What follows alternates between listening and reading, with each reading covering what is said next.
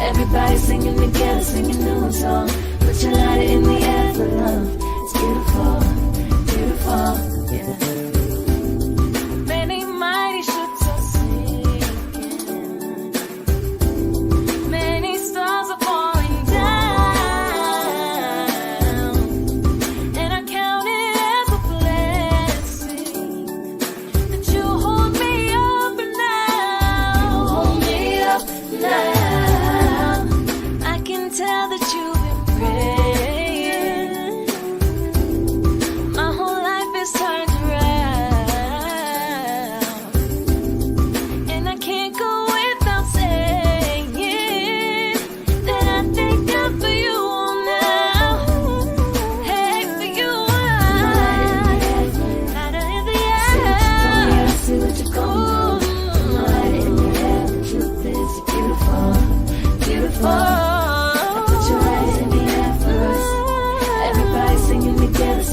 Song. Put your lighter in the air for love. It's beautiful, beautiful. Everybody say yeah, yeah, yeah, yeah, yeah, yeah, yeah, yeah. Everybody say na na na na na na na. Everybody say oh oh oh oh. Everybody say beautiful, beautiful, beautiful, beautiful.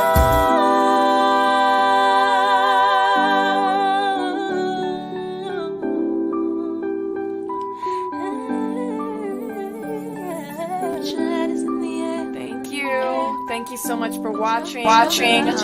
We hope you and your loved ones are all safe and well and having fun. Thank you so much. We hope you enjoyed it. Bye, guys. Bye, guys.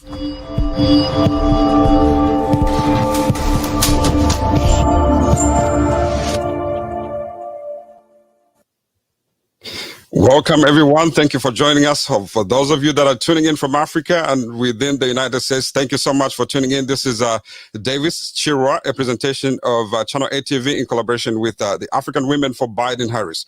So we're going to observe our protocols before we get started. Stay tuned. We'll be right back. And thank you so much for tuning in.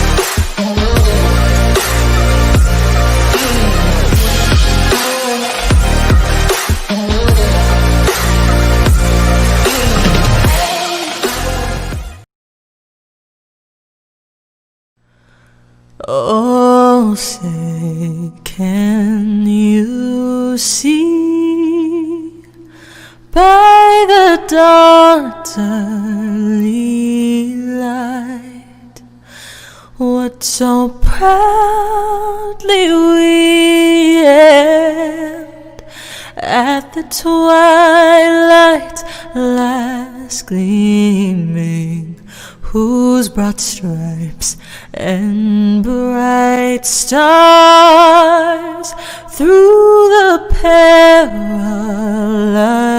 fight o'er the ramparts we watched were so gallantly streaming, and the rocket's red glare, the bombs bursting in air, gave proof through the night that our flag was still there. Oh, say, does that star-spangled banner yet wave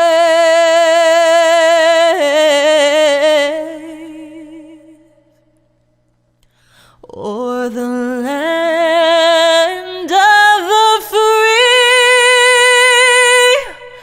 and the home of the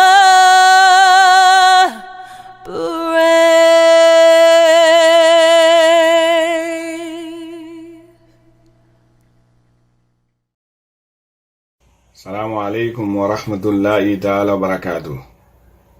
أعوذ بالله من الشيطان الرجيم. بسم الله الرحمن الرحيم. الحمد لله رب العالمين الرحمن الرحيم مالك يوم الدين إياك نعبد وإياك نستعين اهدنا صراط المستقيم صراط الذين أنعمت عليهم غير المغضوب عليهم ولا الضالين آمين. اللهم ربنا تقبل منا إنك أنت السميع العليم وتب علينا يا مولانا إنك أنت التواب الرحيم. اللهم أنت السلام ومنك السلام وإليك يجر السلام، تباركت يا ذا الجلال والإكرام. لا إله أنت سبحانك أنا كنا من الظالمين. لا إله إلا أنت سبحانك أنا كنا من الظالمين. نصر من الله وفتح قريب وبشر المؤمنين ولا حول ولا قوة إلا بالله العلي العظيم. سبحان ربك رب العزة أما يصفون والصلاة والسلام على المرسلين والحمد لله رب العالمين. السلام عليكم ورحمة الله تعالى وبركاته.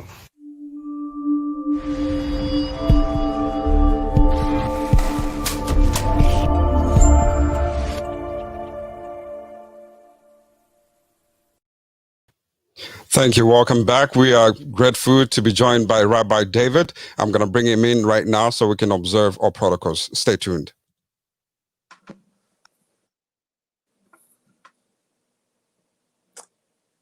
Shalom, salam alaikum, shalom aleichem. May there be peace unto you. It's so great to be here with you to celebrate this day of renewal. From our liturgy, awake and arise to the beauty of your spirit. Awake and arise to the beauty of your soul. Awake and arise to the beauty of your spirit. Awake and arise to the wholeness of your soul. Hitoreri, hitoreri ki ba'orech, umi ori. Hitoreri, hitoreri ki ba'orech, umi ori. חזק חזק ונתחזק ונתחזק, חזק חזק ונתחזק ונתחזק, חזק חזק ונתחזק ונתחזק, חזק חזק ונתחזק ונתחזק. Let us be strong, strong, and strengthen each other. Strong, strong, and strengthen each other. Strong, strong, and strengthen each other. Strong, strong, and strengthen each other. How good and how pleasant it is when brothers and sisters gather together in harmony. Hine matovu manayim from Psalm 133. Hine, hine, hine, matovu manayim shevet achim gam yachad. Hine, hine, hine, matovu manayim shevet achim gam yachad. Hine matovu manayim shevet achim gam yachad. Hine matovu manayim shevet achim gam yachad. Hine matovu manayim shevet achim gam yachad. Hine matovu manayim shevet achim gam yachad. I just want to close with the sound of the shofar, the ram's horn. The sound in our tradition and in many traditions, the sound of gathering, of awakening, and of yearning for messianic times and for the coming of an age of peace and justice for all peoples.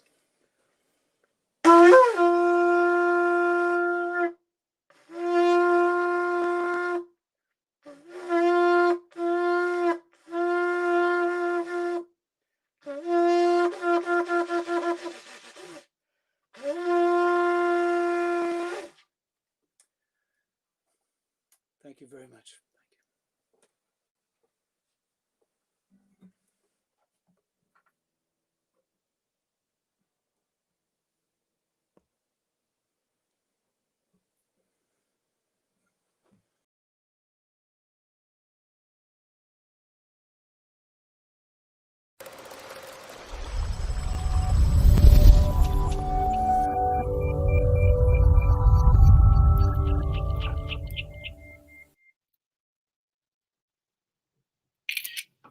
Let us pray. Father God, we are living in unprecedented times. Between the pandemic and social unrest, our hearts are heavy. We are weary. However, we press on in faith, remembering your covenant promises to us, believing that there is a remedy for those who hope in the Lord, and that our labor is not in vain. No other president in American history has faced the challenge of this magnitude. Like Esther, President Joe Biden and Vice President Kamala Harris were called for such a time as this, and they have risen to the occasion. We too are answering a call, one issued in 1 Timothy 2:1-2, to petition, pray, intercede with thanksgiving for those in governmental authority. So, Lord, we ask you to grant President Biden, Vice President Harris, and the new administration wisdom, strength, and courage as they lead our nation during these challenging yet hopeful times. Amen. Thank you so much, Reverend Ajua, for gracing us with a prayer. We wish you well. Any last words before we proceed into the program here? How excited about this day today? Oh, I'm extremely excited about this day. I have been waiting for this day for so long. I've been waiting for change. I am extremely happy that we now have President Joe Biden leading this country, and we have the first African American and South Asian Vice President of the United States of America, the first woman Vice President of the United States of America, Vice President Kamala Harris. Absolutely, absolutely. Thank you so much for being here. We are so excited today because we are just about to kick off the show, and I know most of you have been sending messages asking which direction are we taking. This is a celebration. We realize that. So I am honored and so uplifted to be here today. I'm one of your hosts, Davies Chirwa. I'm right across the country in the Seattle area, Seattle, Washington area, and I'm so humbled and honored to be here today because we have all the dignitaries. We have Ambassador Arikana Chiombori, we have Melvin Foote, we have all different senators that are going to be in our presence today. So before we take off, we're going to welcome you all over the world. Those of you that are watching from Africa and from within here in the United States, thank you so much for tuning in. This is a very packed show, and we want to thank special shout out to the Biden-Harris inauguration team for giving us these opportunities as immigrants to continue to be a part of the American story. So we don't take this lightly. We thank you so much for being here. So let's take off and start the show.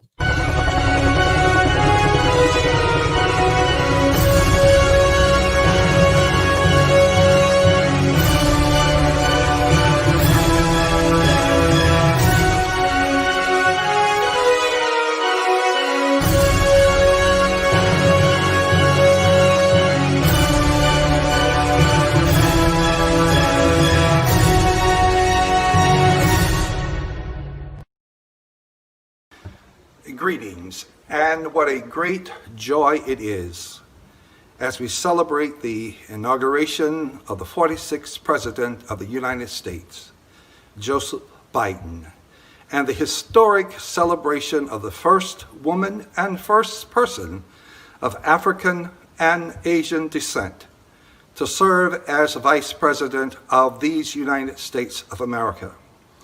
None of this would have been possible had it not been for the intentional effort and hard work of members of the African diaspora.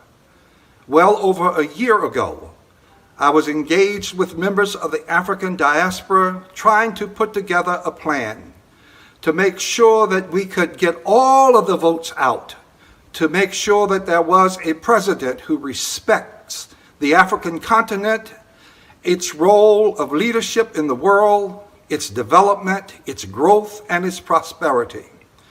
I'm particularly happy to be a part of this program along with Congresswoman Karen Bass. Several years ago, when I was the U.S. Ambassador to the African Union, Congresswoman Bass came to Addis Ababa, Ethiopia, and met with members of the African Union, as well as Senator Johnny Isakson, a Southern Georgia white Republican, and an African-American woman Democrat from California, working in a bipartisan manner because they understood the development and future of the African continent. I am confident beyond any doubt that under Biden and Harris, there will be a restoration of bipartisanship as the United States works with the African continent toward the peace and prosperity of the continent and toward the peace and prosperity of the global community. I'm so glad for your work and your efforts, and I'm so glad for this day celebrating this inauguration. May God bless you and may heaven smile upon you now and always. Again, thank you from the depths of my heart.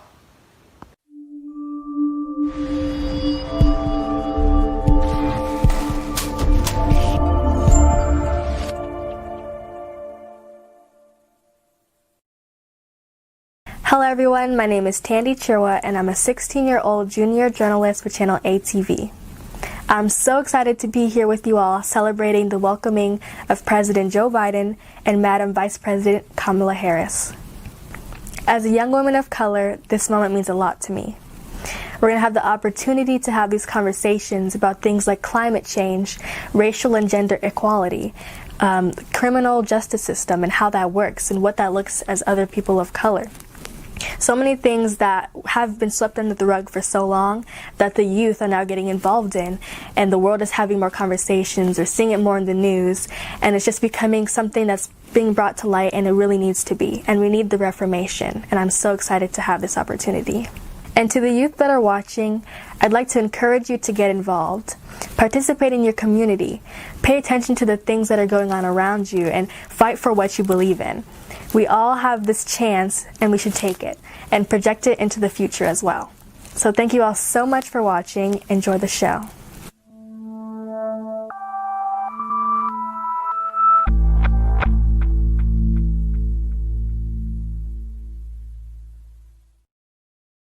Good morning, everybody.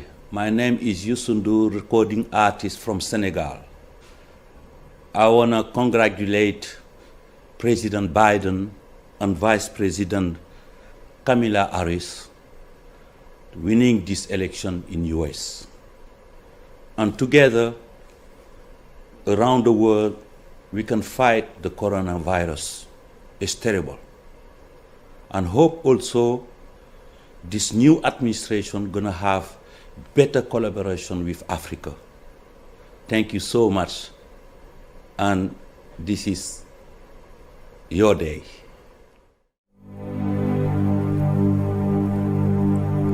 If I had work to make a day for you, I sing you a morning golden angel. I will make this day last for all time. Give you a light, depend. If I had words to make a day for you, I'll sing you a morning golden angel. I will make this day last for all time. Give you a light deep in moonshine. If I had words to make a day for you, I'd sing you a morning golden angel. I will make this day last for all time. Give you a light deep in moonshine. Félicitations, Mr. President Joe Biden and Vice President Kamala Harris. Yes.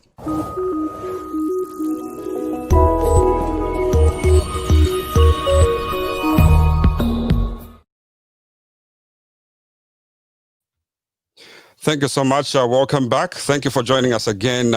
We would like to thank our brother Youssou all the way on the continent who spent the time and trying to be with us and trying to support all of us in the United States. Like I said before, we are so excited to have all these dignitaries that are here with us this afternoon with the same voice, same mind, with one love, which is looking forward on how the future is going to be, not only for the United States, but also for the rest of the world. So I am so honored and so excited to have all these ladies and gentlemen who are going to be a part of this show today. But before we go into a speech with some of our keynote speakers, I would love to bring in Miss Ajwa. And you'll find out very shortly why I chose to bring her in. Miss Ajwa, if you can unmute your microphone, please. Thank you so much. Thank you for the opportunity for us to do what we are doing today. Welcome. Thank you so much, and greetings, everyone. My name is Adra B. Asamoah, and if my name doesn't give it away, I am a proud Ghanaian American. Despite it being virtually, I am just so excited to be connected with you all in celebration of the inauguration of now President Joe Biden and Vice President Kamala Harris. I am feeling a special sense of pride today. I had the distinct honor of serving as the National Advisor for Black Engagement for the Biden-Harris campaign and the pleasure of leading African-American engagement for the historic 59th Presidential Inaugural Committee. Like everyone in community here, I am encouraged by today marking a new day and a new opportunity to get it right.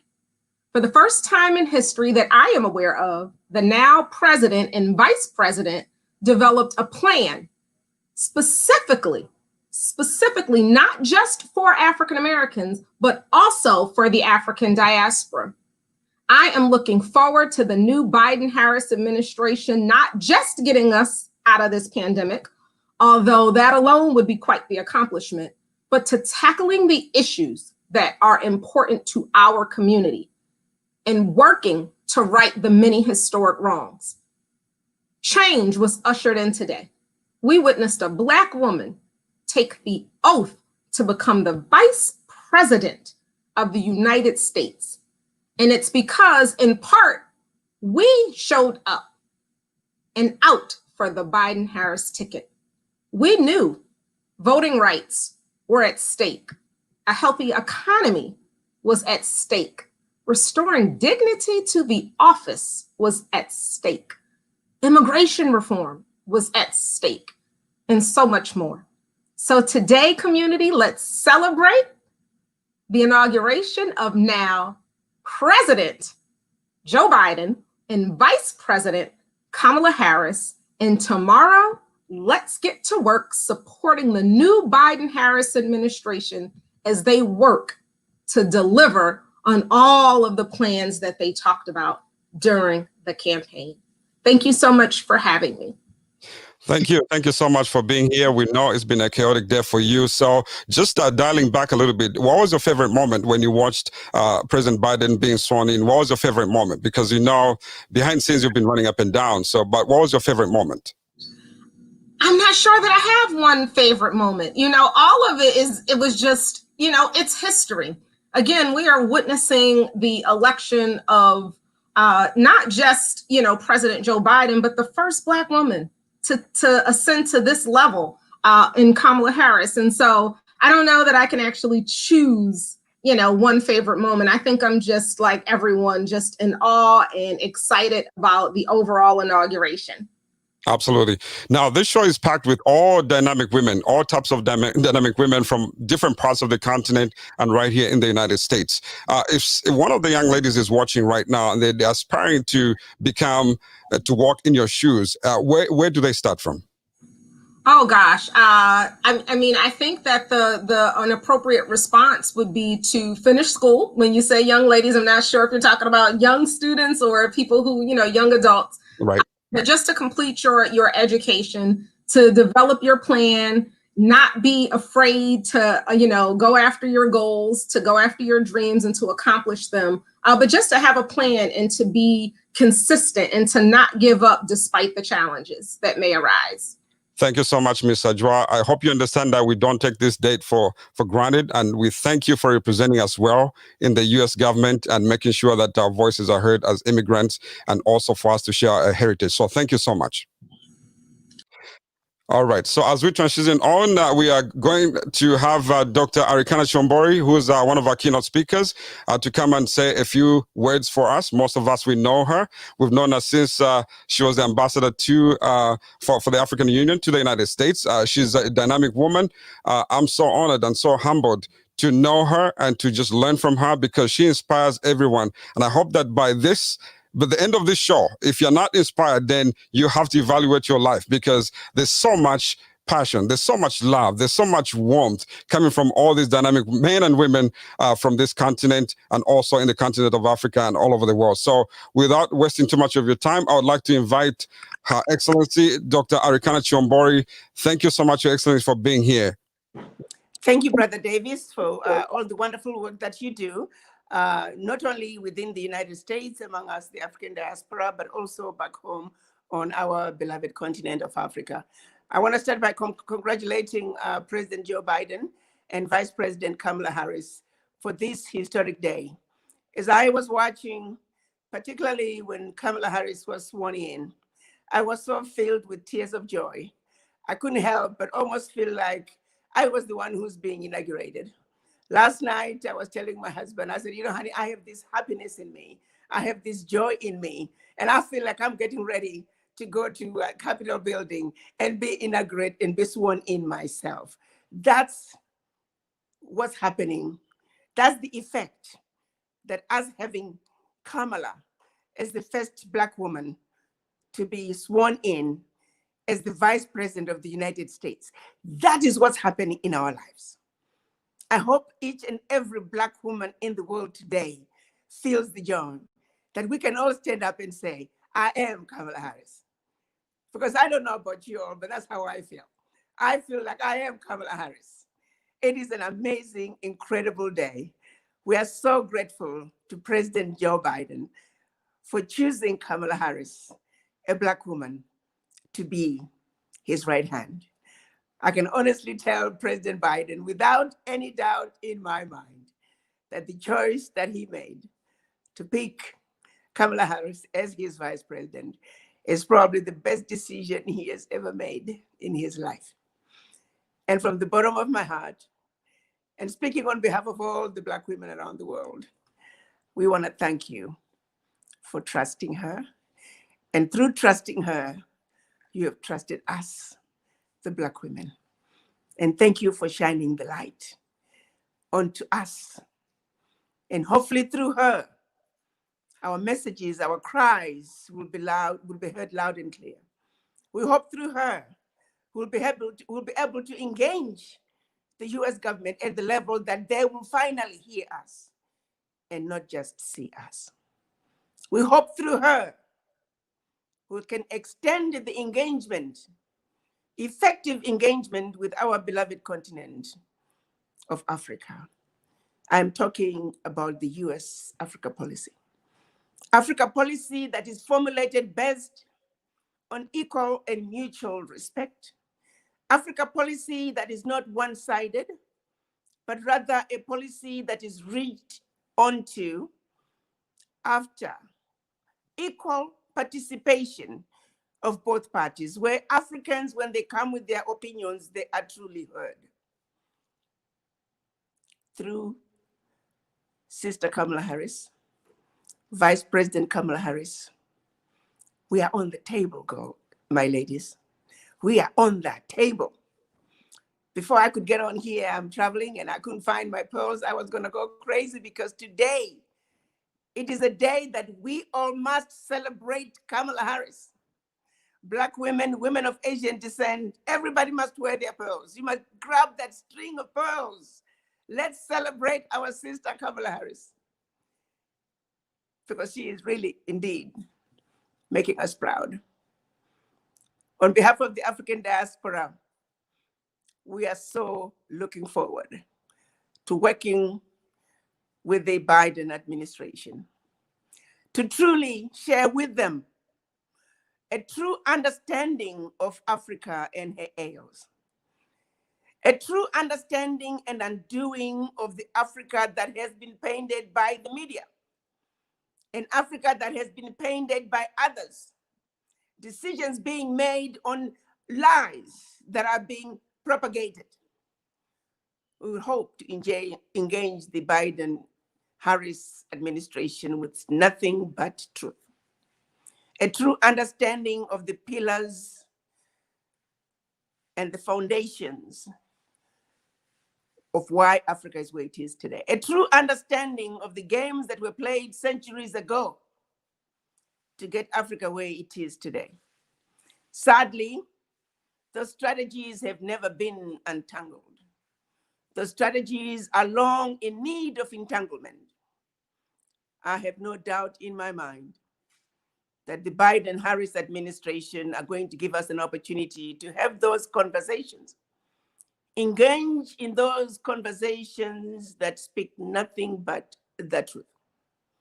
Engagements that are going to say, no more shall we continue to follow well-dressed lies, but engagements that I say, well, the truth is naked, that is where we belong. We will follow the naked truth. But for us to follow the naked truth, we must understand what truth is. And I'm emphasizing that because I realize for leaders to lead and expect the results they desire, they must be armed with facts, true facts. And that's where I feel, as an African diaspora, the world at large is failing us as Africans because they have been following well-dressed lies. Through engaging the Biden-Harris ticket, we're hoping to once and for all undo the lies so our engagement can be based on nothing but the naked truth. So on behalf of the Africans on the continent and on behalf of the diaspora, once again, congratulations, President Biden. Congratulations, VP Kamala Harris. We want you to know that we are here for you. We will work 24/7 to support you in any way that we can. And as African diaspora, now you know what we're going to be coming out at you for. We're going to be hitting all those issues pertaining to our ills. And I have no doubt in my mind that President Harris, you will hear our cry. President Harris, you will listen to us. And President Harris, you will join us in paving the way for us to build the Africa that we want, the Africa that Africans on the continent need, the Africa that Africans in the diaspora and friends of Africa around the globe want, the Africa that must be. So if this world is to truly be righteous, if this world is to truly be just, we must do right by Africa. We must put an end to the exploitation of our beloved continent. You see, abuse of Africa is an abuse of the world. We are asking what the rest of the world would want. The little girls in Africa, their needs and desires are just like the needs of little girls around the globe. So when we do a disservice to one child, regardless of where they are, it is an injustice to all. When we lie to a white little girl in Montana, we are lying to the world. When we lie to a little black girl in Lagos, Nigeria, we are lying to the world. We are looking to create a world that is just, that is fair, that is free, where our children born in Iowa, little white girl born in Iowa, should be free to wake up one day and say, I am moving to Yoruba land in Nigeria, and never have to fear of any consequences that may befall her simply because she's white.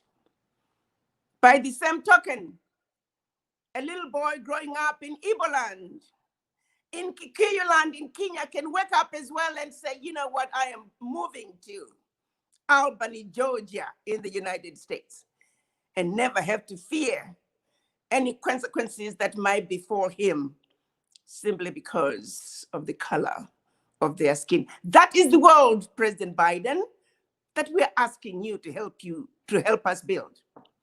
That is the world we desire, and that is the world this moment is calling for. For heaven's sake, this is 2021.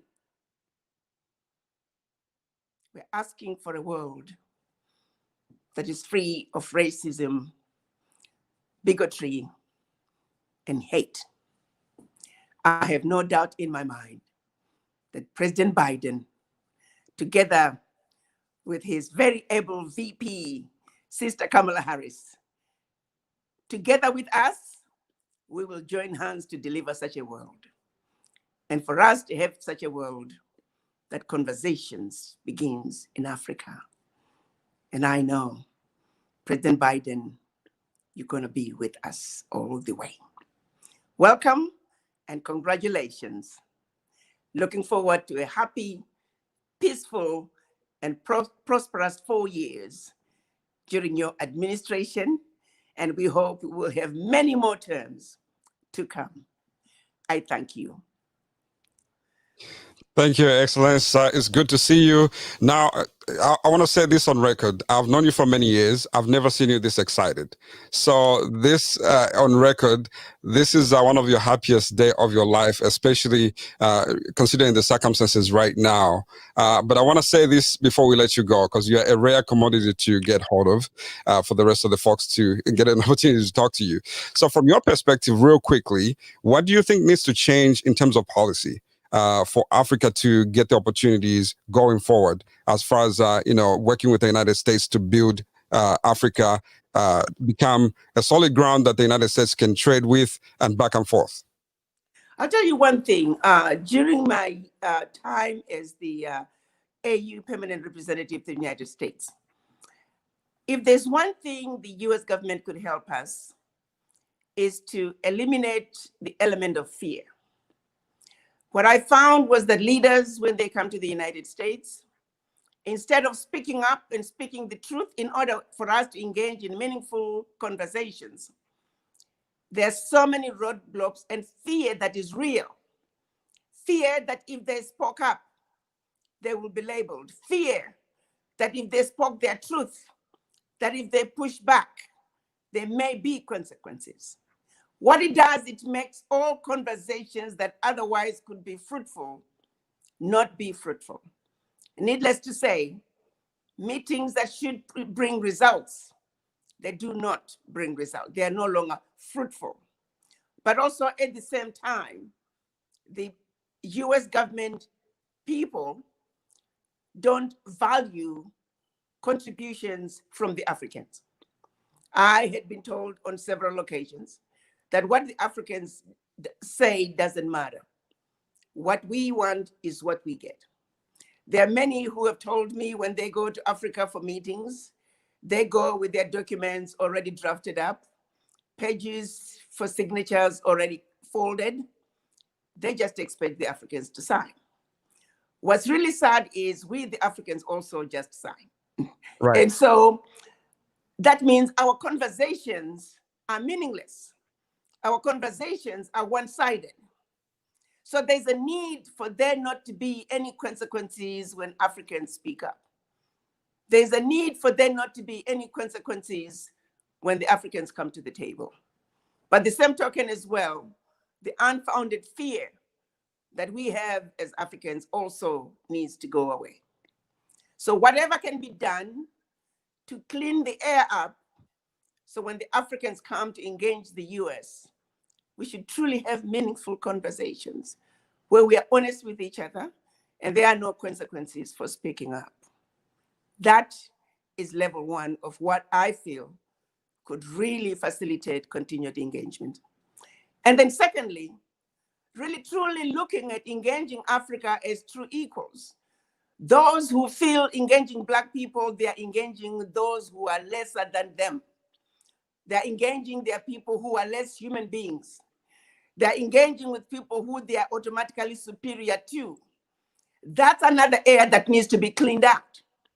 Anybody that is going to Africa with that mentality, that is a regressive mentality that is not going to contribute to true building of relationships, true engagement between the United States and Africa. So secondly, I think while I talk to us Black people as needing to rid ourselves of the legacy of slavery and colonization, I also say to my fellow white brothers and sisters that you also need to realize that a lot of you may be racist and you don't even realize it. But you must understand that you are just as smart as Black people are as smart.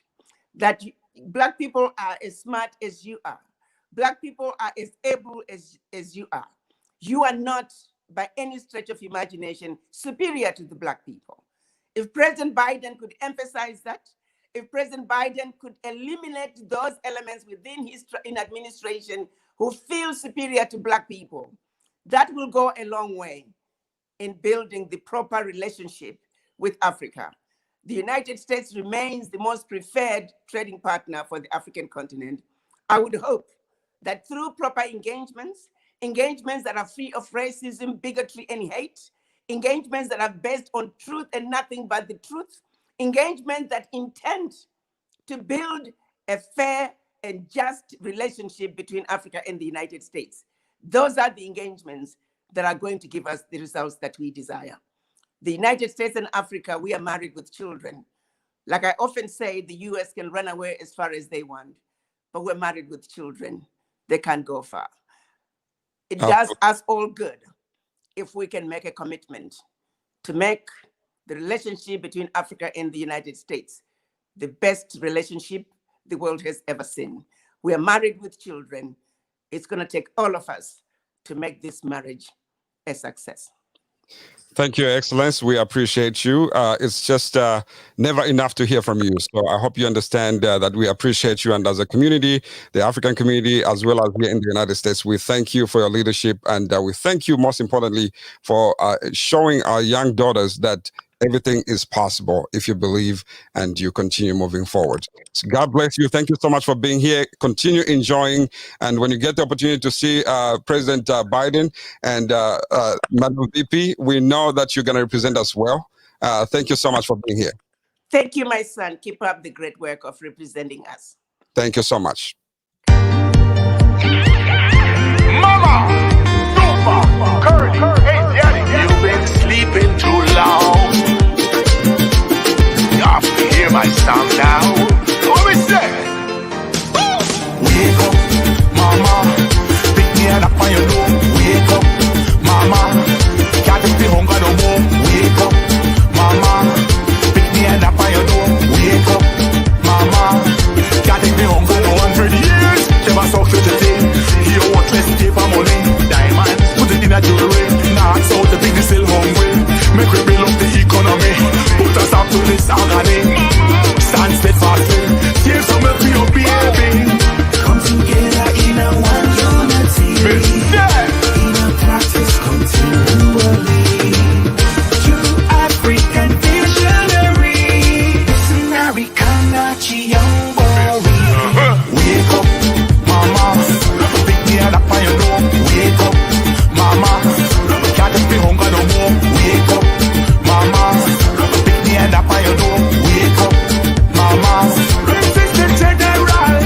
You've been sleeping too long. Time to get up, time to get up. Tell me what's going on. Time to live up, time to live up.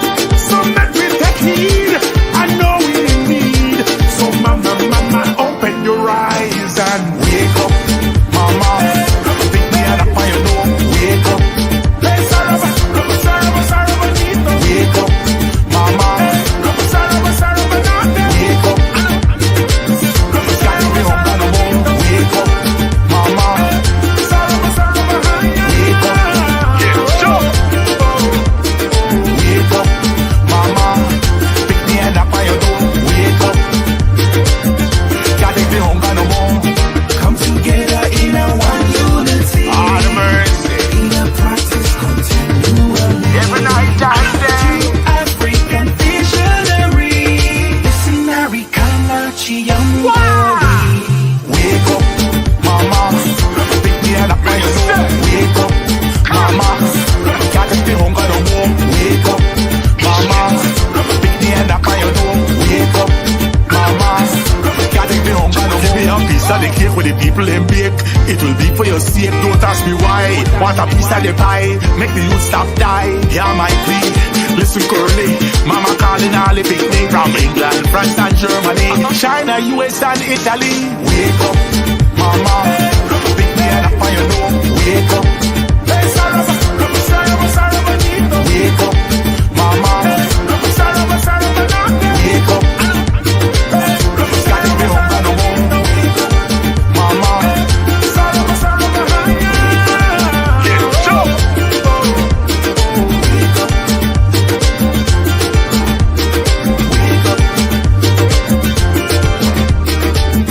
Come together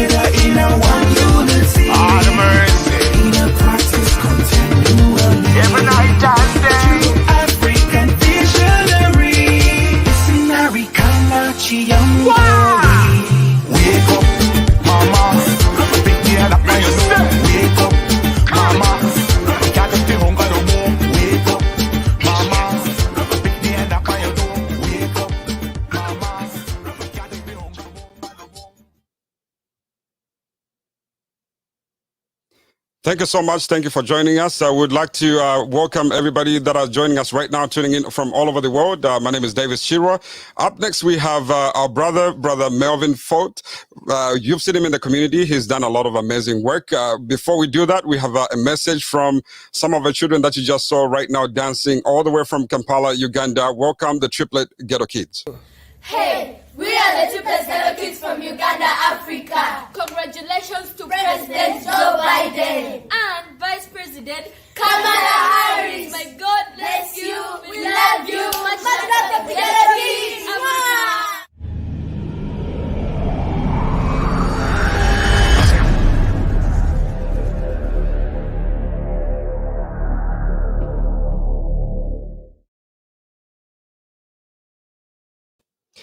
Welcome, sir. Mr. Melvin Fote, it's good to see you, sir. We've always seen you doing all this great work in the community, and now we have the opportunity to hear from you briefly. How are you doing, sir, and what does this day mean to you? Great. It means a whole lot to me. It's something we've been working on for quite a while, and it's an important day for Africa and for African people. Let me just say greetings on behalf of my organization, the Constituency for Africa. It is certainly a tremendous honor for me to join with Congresswoman Bass and Ambassador Battle and numerous other friends and colleagues to congratulate President Biden and Vice President Harris on their historic inauguration today. This is truly an historic occasion and a day that many of us have waited patiently for 4 long years. The challenges ahead are indeed great. How do we respond to the tremendous challenges of COVID-19 in Africa as we struggle to address the COVID-19 challenges here in the United States? How do we respond to the global challenge of climate change that has manifested most profoundly in Africa and in diaspora countries in the Caribbean and South America? How do we rebuild the capacity and diversity of the U.S. Ambassador Corps, the State Department, USAID, the Peace Corps, and other U.S. government agencies that directly impact in Africa? These agencies have been truly gutted over the past 4 years and no longer reflect the diversity or intelligence of America. I understand there's only like 1 or 2 African-American ambassadors in all of Africa now. So you go to countries like Nigeria, Kenya, South Africa, all of these countries have Anglo ambassadors representing the United States. How do we promote democracy and good governance in Africa?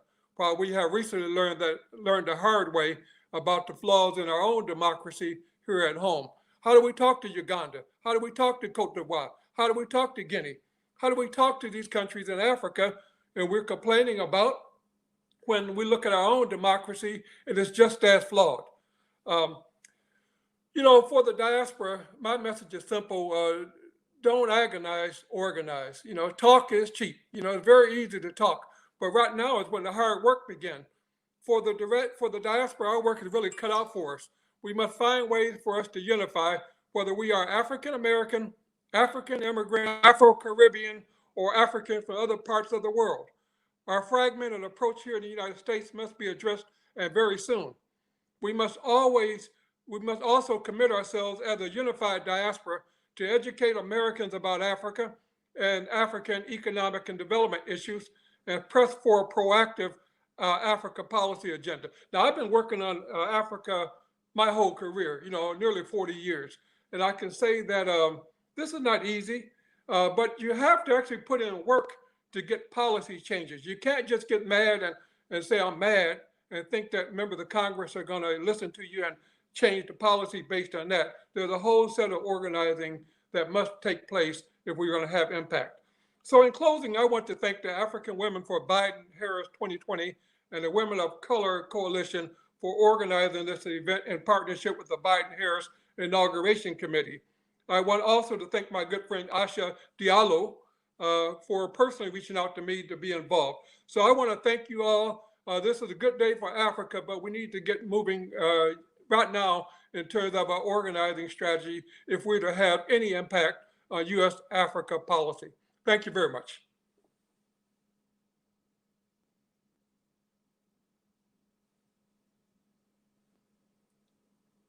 Thank you so much. And we hope that you continue to enjoy this day. I know that emotions are flowing from all of us, because we have to experience what's going on TV, and then we have to be here at the same time. But you chose to be here, so we thank you. And thank you for all the good work that we've been doing in the community for many, many, many years. So we appreciate you, sir. Thank you.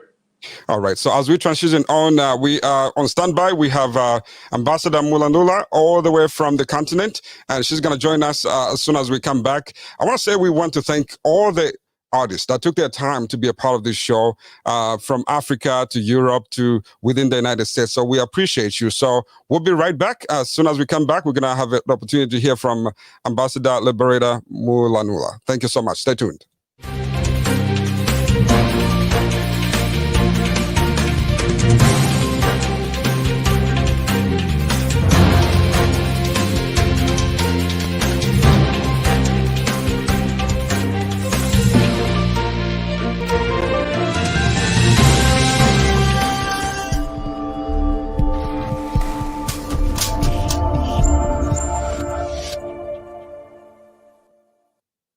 All right, thank you and welcome back. And we apologize for sometimes muting because we have our phones blowing up from folks from from Africa, folks from within, trying to let us know that they are watching. But you don't need to let us know right now because we can see that you are watching. But we thank you for celebrating with us.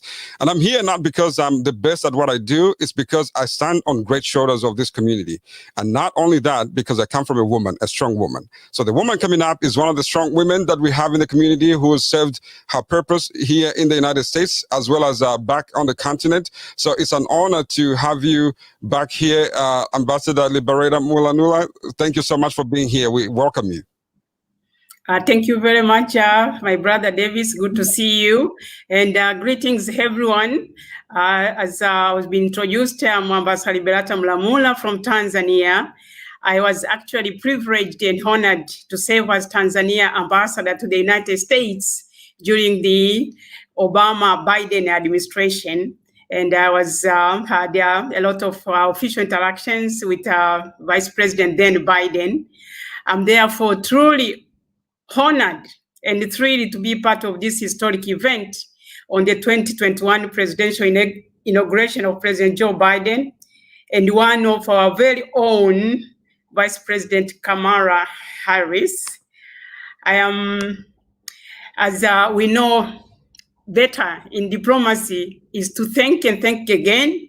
Allow me to thank in a special way my brethren, African women and brothers for Biden-Harris 2020, in particular my dear sisters, Aisha Diallo, Mary Henrietta Uwera, Harriet Shangali, and the whole team of the presidential inauguration for this kind of invitation to participate in this historic event.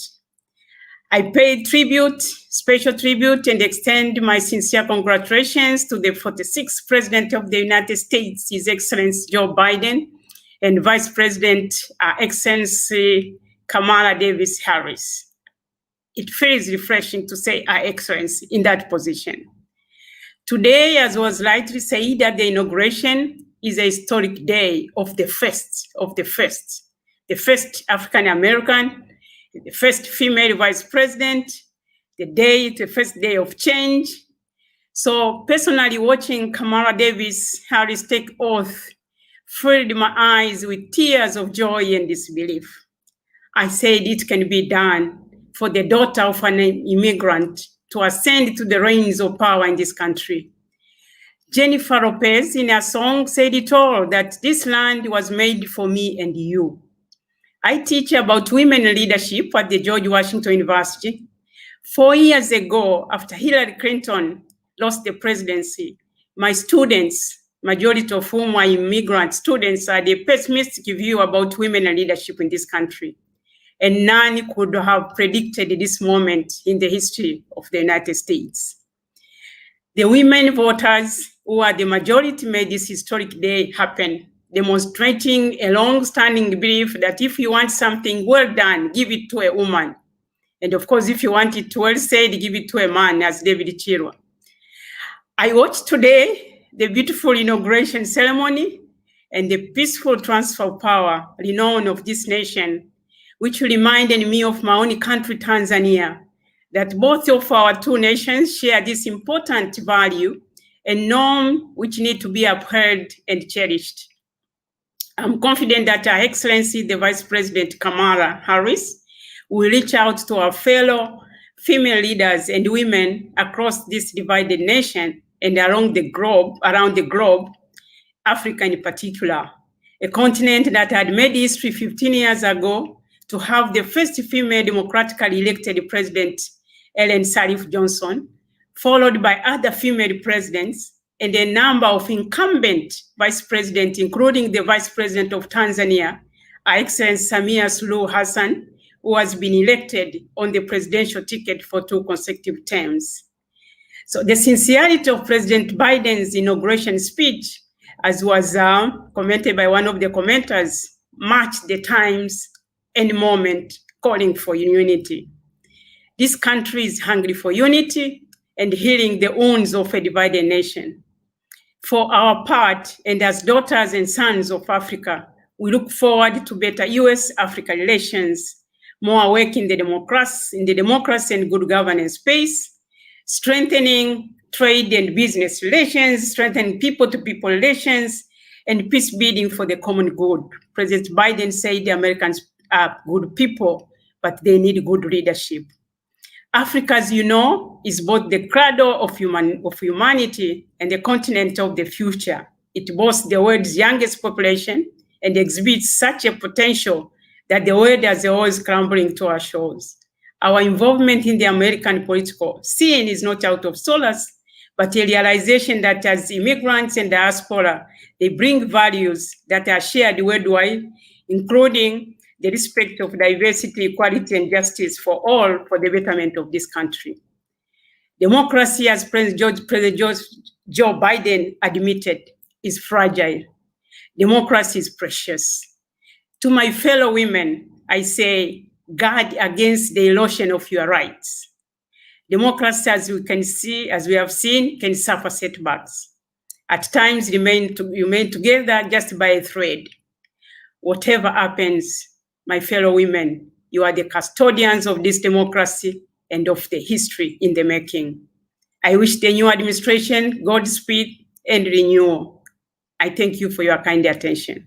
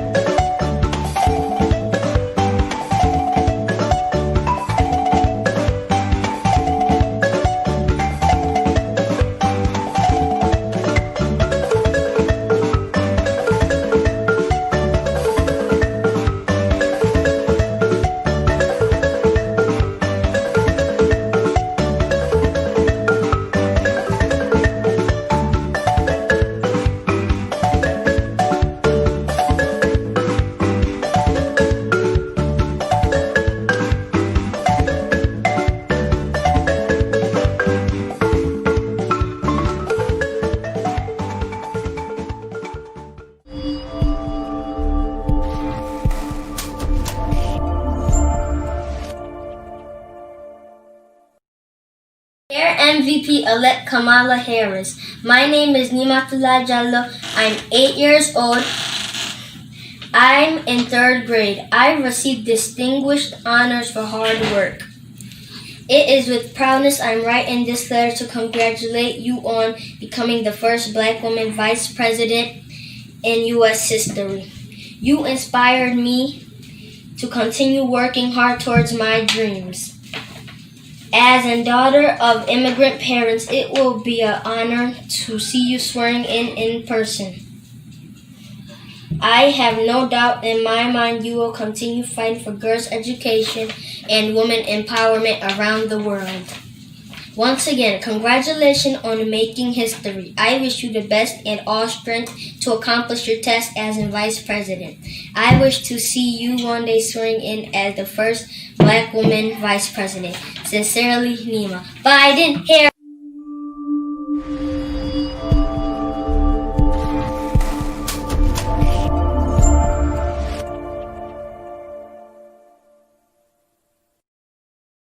Hi, I'm Chris Van Hollen, and I'm proud to represent the great state of Maryland in the United States Senate, and very pleased to join with you today as we celebrate the inauguration of Joe Biden as president and Kamala Harris as vice president. A great historic ticket, and we're here because of the work of so many of you from around the country who help people recognize the stakes in this election. I want to thank the African Women for Biden-Harris, and a special shout out to some of your leaders, Guy Joykin, who I've known for a long time, and Aisha Biroy Diala. Thank you for your leadership, and to all of you for what you've done. And I also want to acknowledge the great work of the Women of Color Coalition for Biden-Harris. Your two organizations have helped get out the word about how important it was to elect the Biden-Harris team. And I want to thank all the speakers and activists and everybody participating in today's celebration. But most of all, thank you for what you did to bring us to this celebration, to recognize that we needed leaders in the White House who recognize the true idea behind America, which is a place where people from all over the world and people of all religions and ethnicities and races and backgrounds can come together as one people, e pluribus unum, recognizing that together we are stronger, but recognizing that our differences also make us a stronger country by making us a more vibrant and dynamic place. And it is up to all of us to make sure that we continue the work of this country and that we reestablish American leadership around the world. And all of you have a role to play in that. The African diaspora can serve as important ambassadors as we bring the United States and Africa closer together. All of us need to play a role in making sure that this country, once again, stands up for the principle that we are a united people and we need to overcome our differences and recognize that the journey of America is one where we work harder and harder every day to live up to our ideals. You are part of that great journey and that great mission, and you helped make today possible. Thank you. I salute you, and I look forward to working with you as we build a more perfect union. Take care.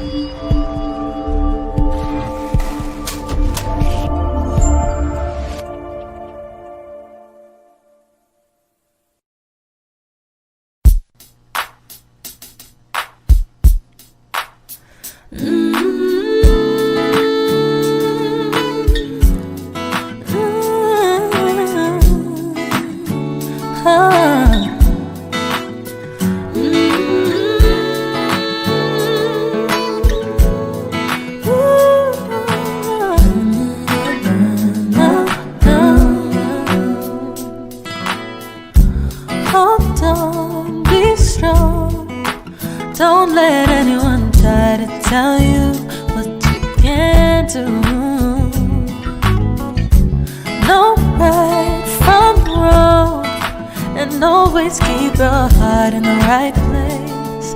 Yeah, yeah. Never give up on what you believe. You gotta hold on to your dreams. Don't let them go. And if you believe it, time will show. Never let go, go, go. Never let go. Let your light shine bright, no matter how dark it may seem. Hold on, your time is near, so make sure you're ready for whatever may come your way. Never give up on what you believe. You gotta hold on to your dreams. Don't let them go, let them go. And if you believe it, time will show. Never let go, go, go. Never let go. Life ain't always what it seems, but we gotta keep pushing, even when it's hard to see. We gotta keep searching, 'cause what's inside of you can't afford to lose. So never give up, no.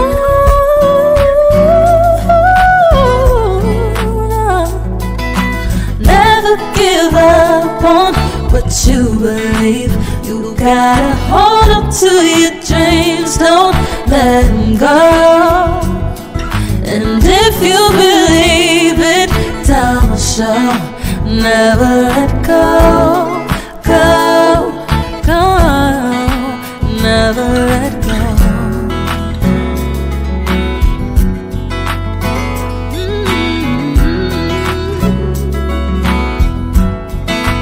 Never let go. Da, da, da, da. Never let go.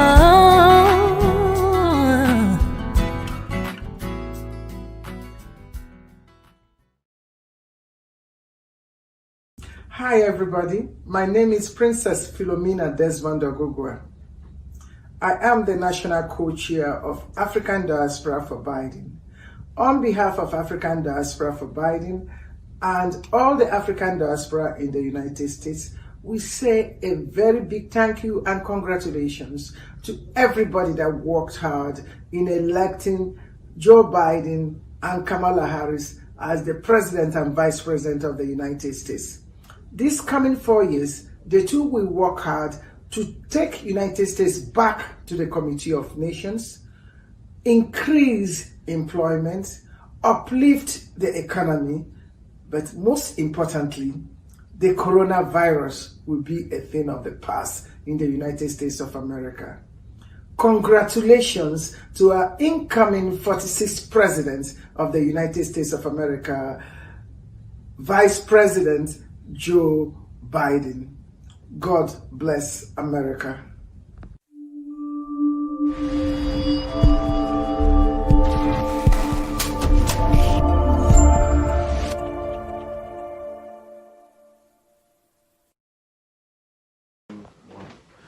Thank you very much, the African Women for Biden-Harris and the Women of Color Coalitions and all of the wonderful organizations that have come together to stage this terrific inaugural event. It's a delight to be with you and a real honor for me to have the opportunity to thank you for all of your hard work and all of your efforts. It's thanks to your networking, to your fundraising efforts, to your door-to-door canvassing, those long hours of phone calls that we are all here today. This election would not have happened without your tremendous contribution, and we're also thankful for that. And as we commemorate this event, let's remember that this is the first time in American history that a woman is elected Vice President of the United States. And it turns out she's a woman of color, of African American descent, of Asian American descent, an embodiment of what young women aspire to be in this marvelous country. It also happens that she's on the ticket with the only second Catholic to be elected president of the United States. So these are historic moments for the United States, and we're hoping that this would open up opportunities for women and young girls, not just here in the United States of America, but across the world. The people who aspire to inclusion and equity and women's rights and human rights and democracy and good governance would see allies in the United States of America and in the next administration. Let me also give a shout out to wonderful African American mayors spread across this country in big cities and in small cities who were so instrumental in this effort. The mayor of Atlanta, Georgia, the mayor of Washington, D.C., the mayor of Portland, Oregon, and other mayors who worked so hard to make this happen. I also want to give a shout out to the Congressional Black Caucus chaired by Congresswoman Karen Bass, who worked tirelessly to make this happen. It's just a beautiful day, and there could have been no other way to commemorate this event than to be with you all and share the joy, the happiness, the sense of satisfaction, and also the hope that we open up the page to a brighter future. So congratulations for all your hard work. Congratulations for putting together this terrific event, and I wish you lots of happiness and lots of success as the day unfolds through this inaugural event. Thank you very much, and have a terrific inaugural event chaired or hosted by the African Women for Biden-Harris, as well as the Women of Color Coalition and all of the organizations that have come together. Thank you very much, and have a terrific time.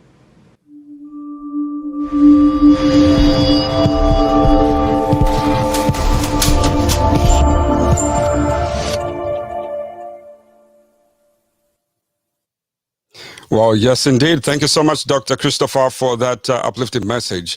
I want to just give a quick nod to the people that are in the green room that if you've done your presentation, please make your way out so that we can leave room for some of the friends and family members who are supposed to be presenting, so that we don't hold up the space in the green room. So thank you so much for your understanding.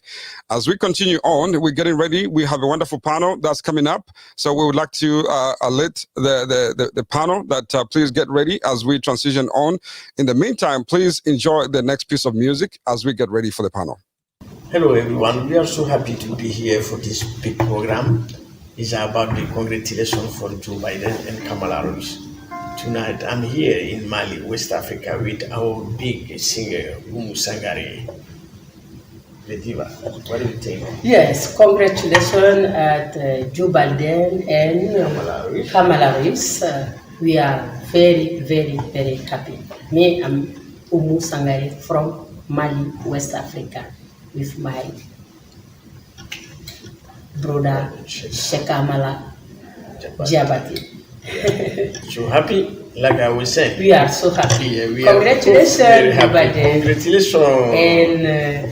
And Kamala Harris. Thank you. God bless.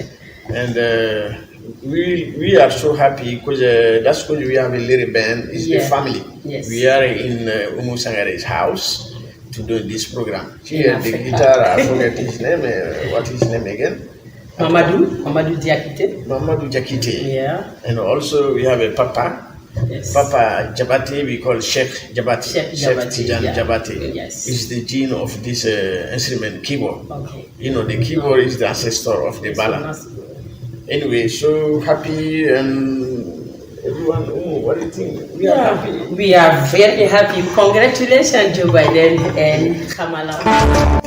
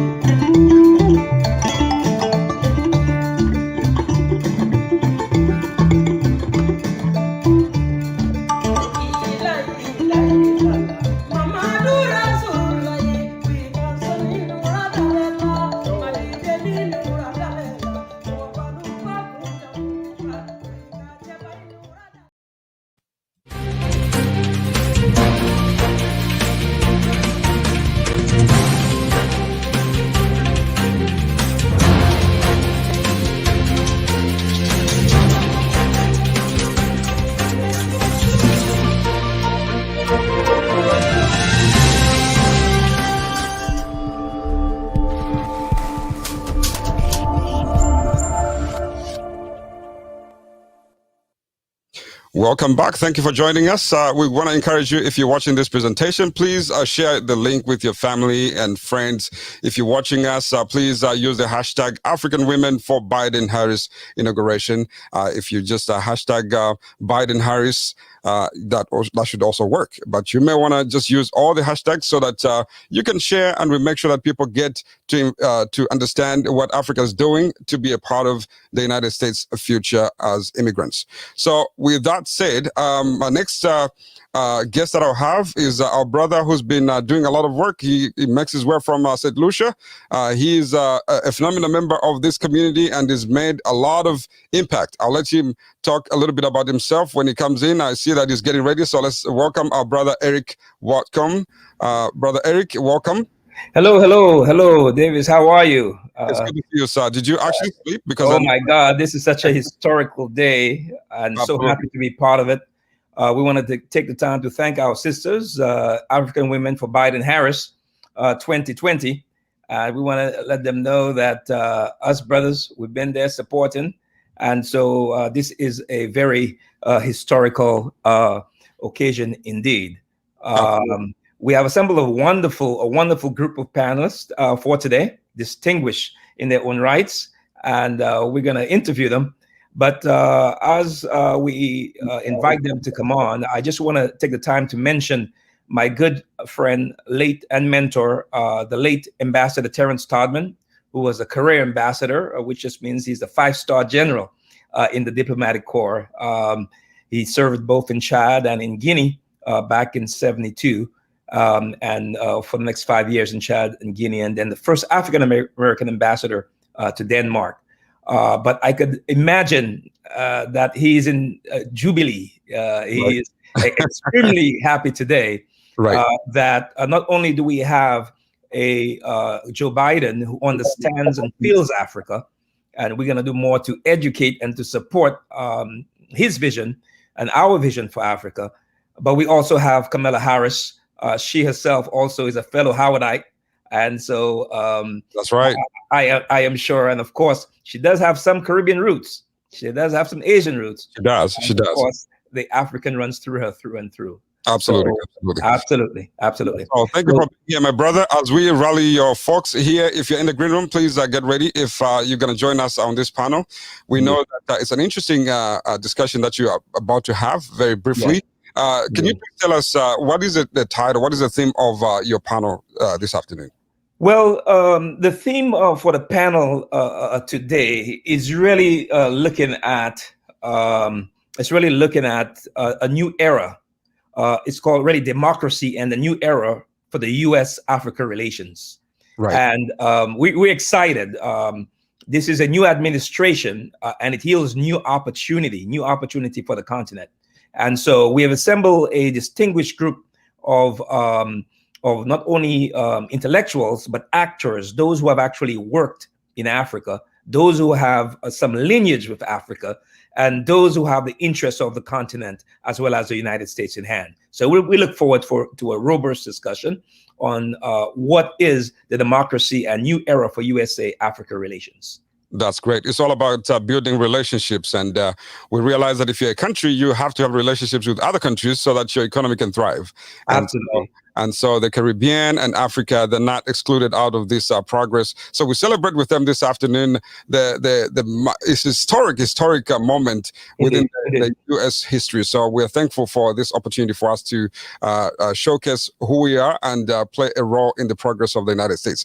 So I'm going to bring in some of your folks that you're going to continue working with. Miss Layla, you're on this panel. We're going to welcome you.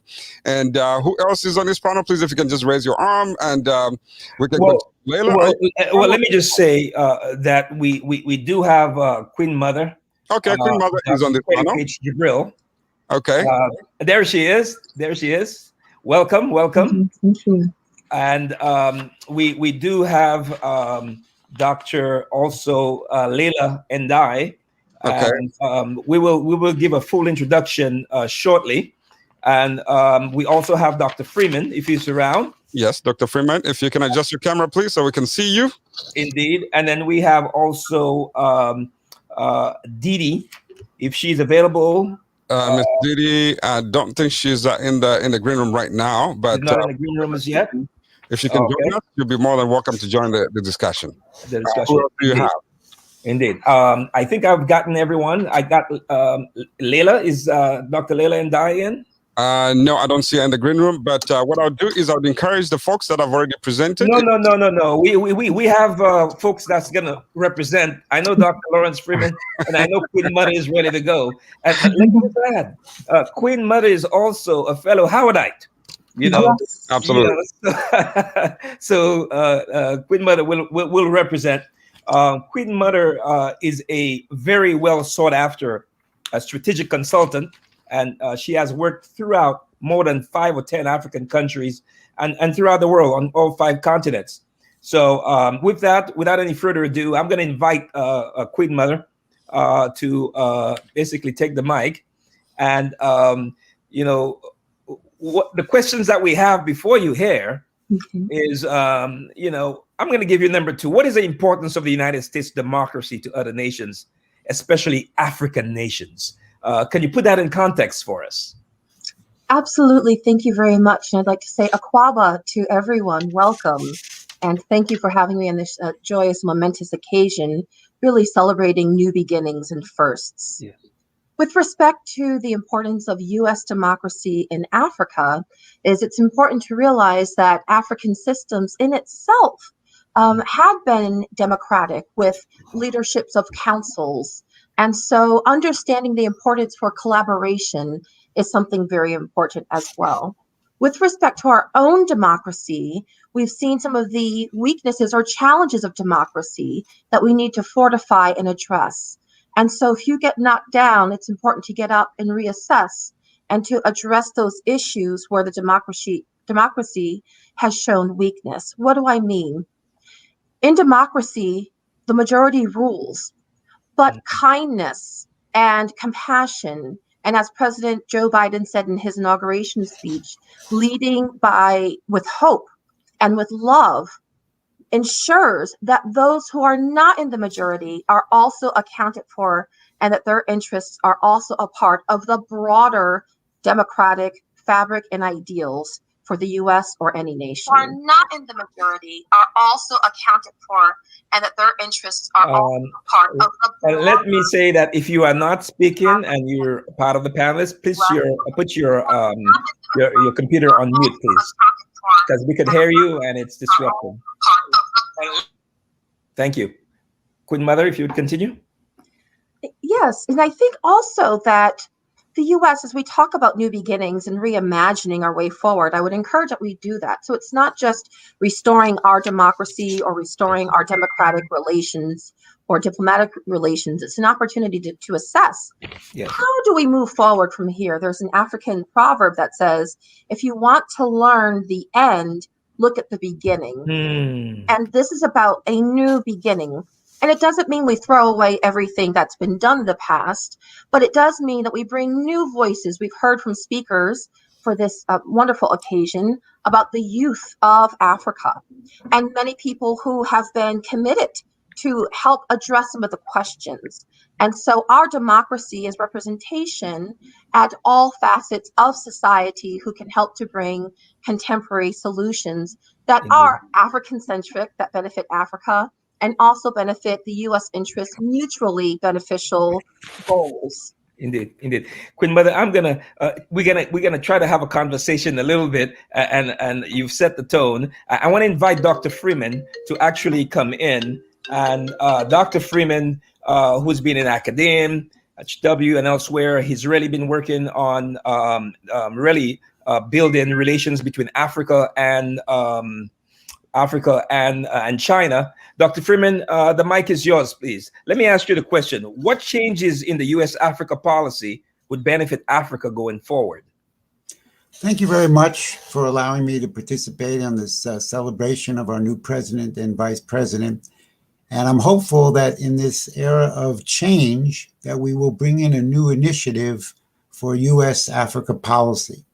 I've traveled throughout sub-Saharan Africa, been involved in the continent for over 30 years. And the difficulties are clear to me. We have a very young population. The growing population, Africa is about 1.5 billion, expected to be 2.5 billion in 30 years. At that time, they're expecting 1 billion young people, and we'll have the largest workforce in the world. And if we don't address some of the economic realities of the situation, then we could be looking at dangerous situations down the road if people don't have jobs, if they don't have income. And what Africa is missing glaringly is infrastructure. After 500 years of slavery, colonialism, and neocolonialism, sub-Saharan Africa has no infrastructure. The levels of kilometers of rail and road are minimal, although that's changing. And the big shortfall is in electricity, a mere 130,000 megawatts for over 1 billion people. This is literally killing the African continent, and we have to change this. And the U.S. can play a very important role in helping Africa, assisting Africa in their own course of development. They need credit for massive infrastructure projects such as a high-speed rail line, which has been proposed by the AU to cover the entire continent of Africa. They need credit for energy. They also need to develop a manufacturing sector. Africa produces the least amount of manufactured goods of any continent in the world. I've been working on bringing the scientific economic principles of Alexander Hamilton, who helped transform the United States from 13 agrarian-based colonies into an industrial powerhouse. And he did it by offering credit. Government issued public credit for infrastructure. The United States could supply long-term, low-interest infrastructure. The other key area that Hamilton focused on, he was the Secretary-Treasurer under George Washington, is building a manufacturing sector. If you don't have a manufacturing sector, then you're subject to the rules of trade by those countries that produce products. In our case, the United States, it was England. The United States can assist in these two areas. The Hamiltonian economic principles will always work. They worked for Franklin Roosevelt, who issued public credit to build the infrastructure to get us out of depression, who established the Reconstruction Finance Company. Billions of dollars were put in by government money to build up the economy.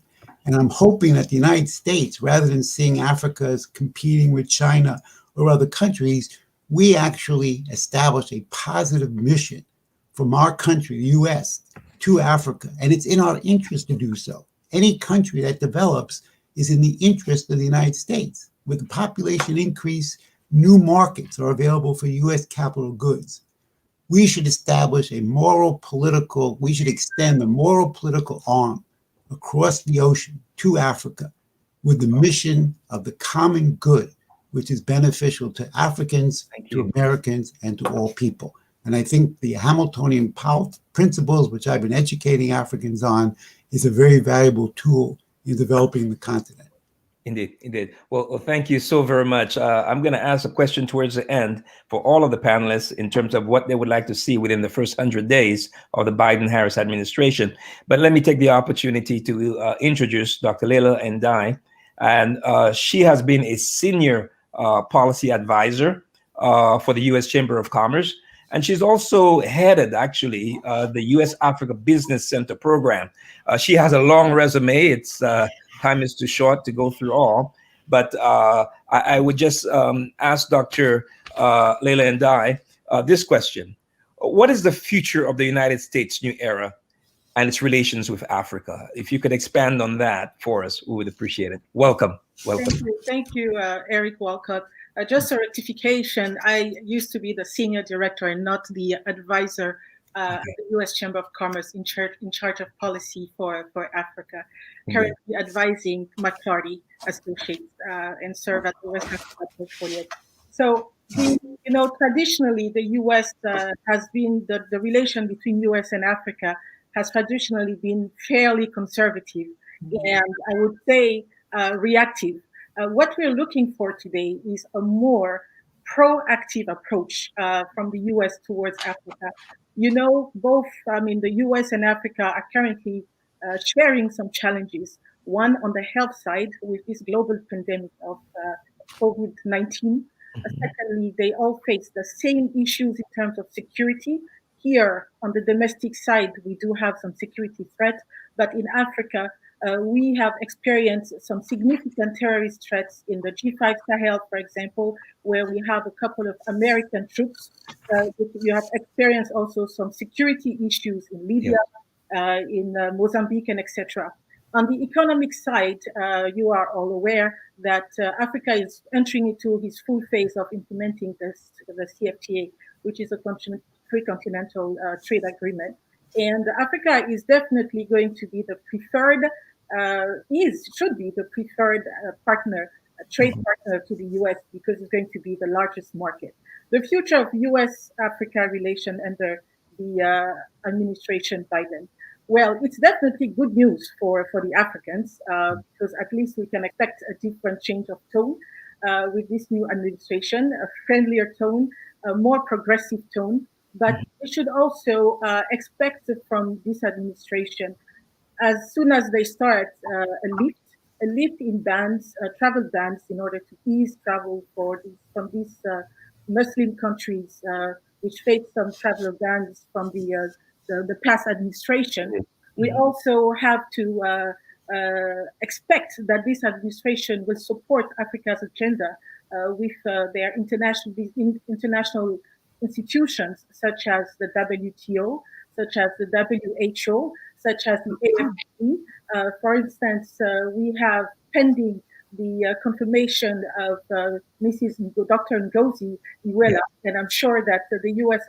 administration under the Biden administration will definitely confirm Dr. Iweala, who's a good friend of America, and a good support also for the COVID-19 program, vaccination program.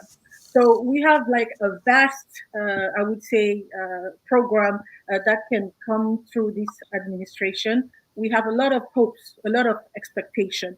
But what I would like America this administration to do is really to not be shy and really take and forget about all these perceived risk, because the reality is that the more we think about perceived risk and we don't do business in Africa, the more countries like China and other competitors, gain terrain, in Africa, and we always lag behind. And Africa is open for business. Africa has always been a friend of the US. Africa is ready because we have the framework and we have the people to work with the US administration. But we also would like to see more the US in promoting democracy, because this is a challenge that we both face today. Both in the US, this is it's an irony, but in the US and also in Africa. But the difference is the US has strong institutions, and we would like the US to support, build our strong institution, democratic institution, by supporting more the institutions like the NDI, by giving more money, for example, to trade people, and so that our electoral process, which is linked to the stability of the continent, to the promotion of trade, never be a threat anymore. Indeed. Well, let's put a full stop or pause there, because this is inauguration. This is a wonderful occasion. It's festive, and we're going to get a chance to get into the more substance of some of the policy issues. I hope. In fact, I know we are. But this is broad vision here now. We want to talk about what we would like to see in terms of the Africa-U.S. relations in the first 100 days. How will we know that Africa is winning? So, Queen Mother, if you want to kick it off.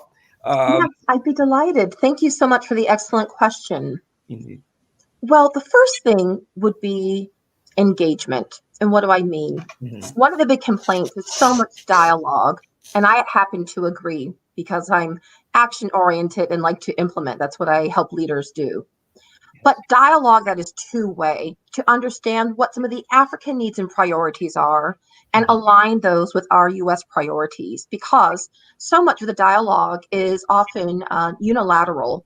And so to hear and then align and identify the overlapping common interests, I think would be essential. That's one.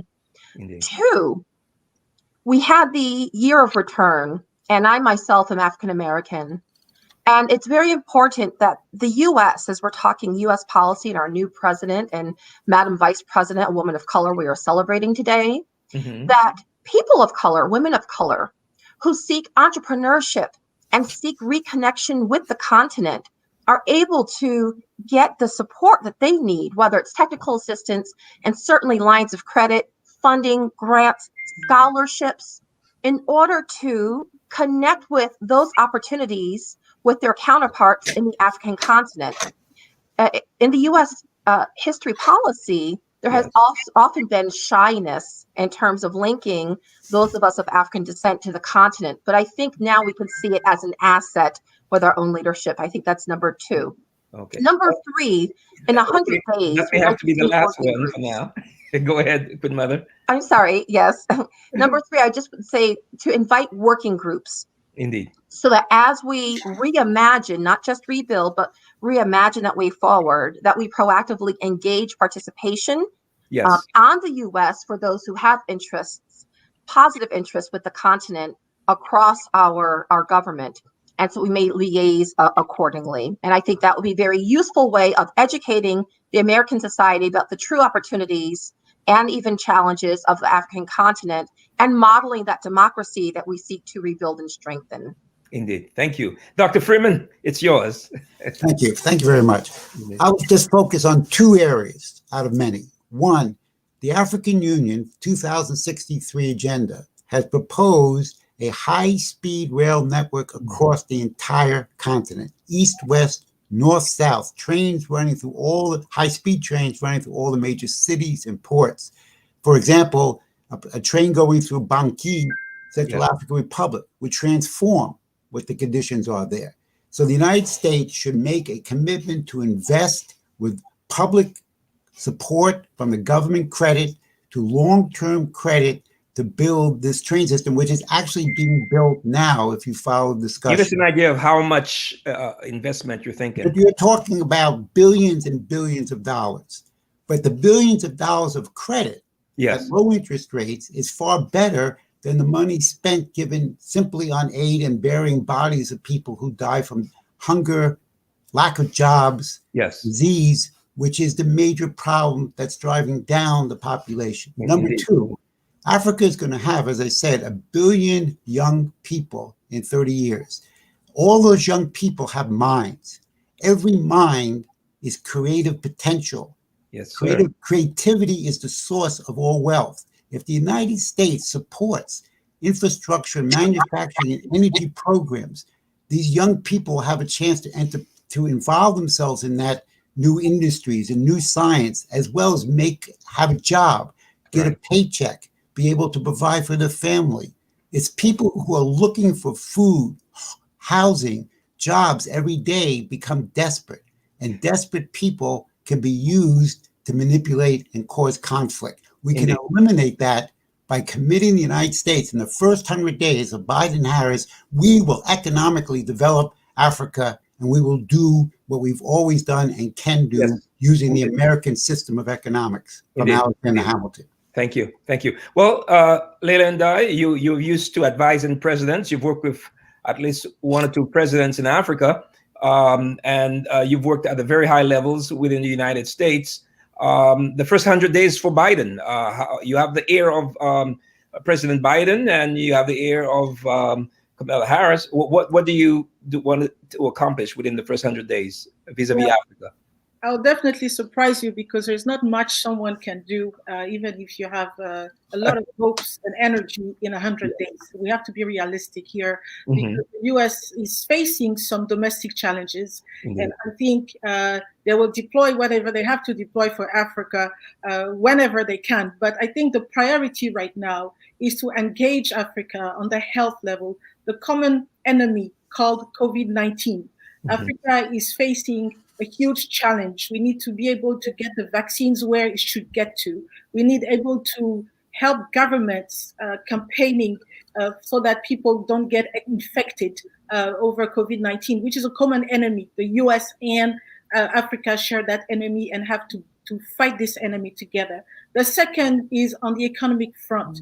For the US to support and confirm the Dr. Ngozi at the WTO and support any any kind of actions led by AU and WHO on the economic side. Now, what will make a strong difference is that in the 100 days, if President Biden and Vice President Harris announce a major trip, an economic trip to Africa, Africa deserves that trip. You stole my thunder there. Africa deserves that trip. This is how the Europeans are able to capture a huge size of the market in Africa, because it gives Africa the respect it deserves. And the US should engage with Africa on a mutually beneficial relationship, and I know that with this new administration, we can expect respect and mutual beneficial relationship. And well, let's talk about the respect aspect of it. For a while, Africa seemed to have been almost forgotten. And symbolically, if any one of you were to advise the Biden administration, we know that there are some compelling priorities and urgencies back here in the United States. There's healing to be done here. But symbolically, what can be done? And let me just say that oftentimes when our heads have traveled to the continent, sometimes they overlook, for example, the African Union or some of the more regional organizations. So how do we navigate a symbolic gesture to Africa to let them know that not so? With the Biden administration, Africa is a priority.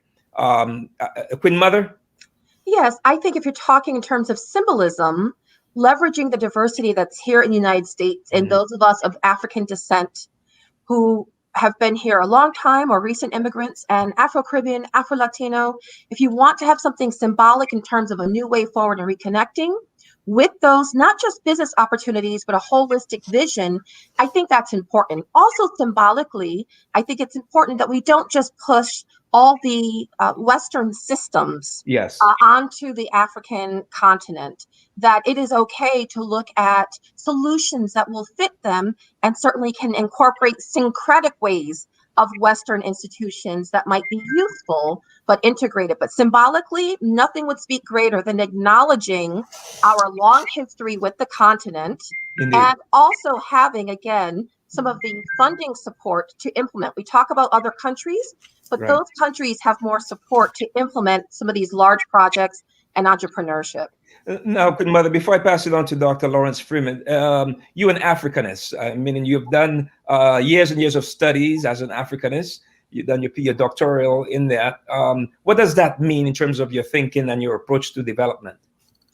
Thank you. Yes, I've worked in 25 countries around the world and in every region on the African continent, back and forth for more than a quarter of a century, and certainly my doctorate in it. And I'm an installed Queen Mother in Cote d'Ivoire and in Ghana. What that means is we take an African-centric approach, and it doesn't mean that we are against other approaches. But with the rapid intensity of independence about 50, 60 years ago, there really wasn't much time or opportunity to think about the best way forward. And this is where we are now. So new ideas should not necessarily be an enemy, but certainly that bilateral dialogue. We see the urgency due to security challenges because the basic needs of people aren't being met. Indeed. Thank you. Dr. Freeman, the mic is yours. So oftentimes we have the wrong people in the right places. And so we need the right people in the right places for the continent so that we could move this ball upwards.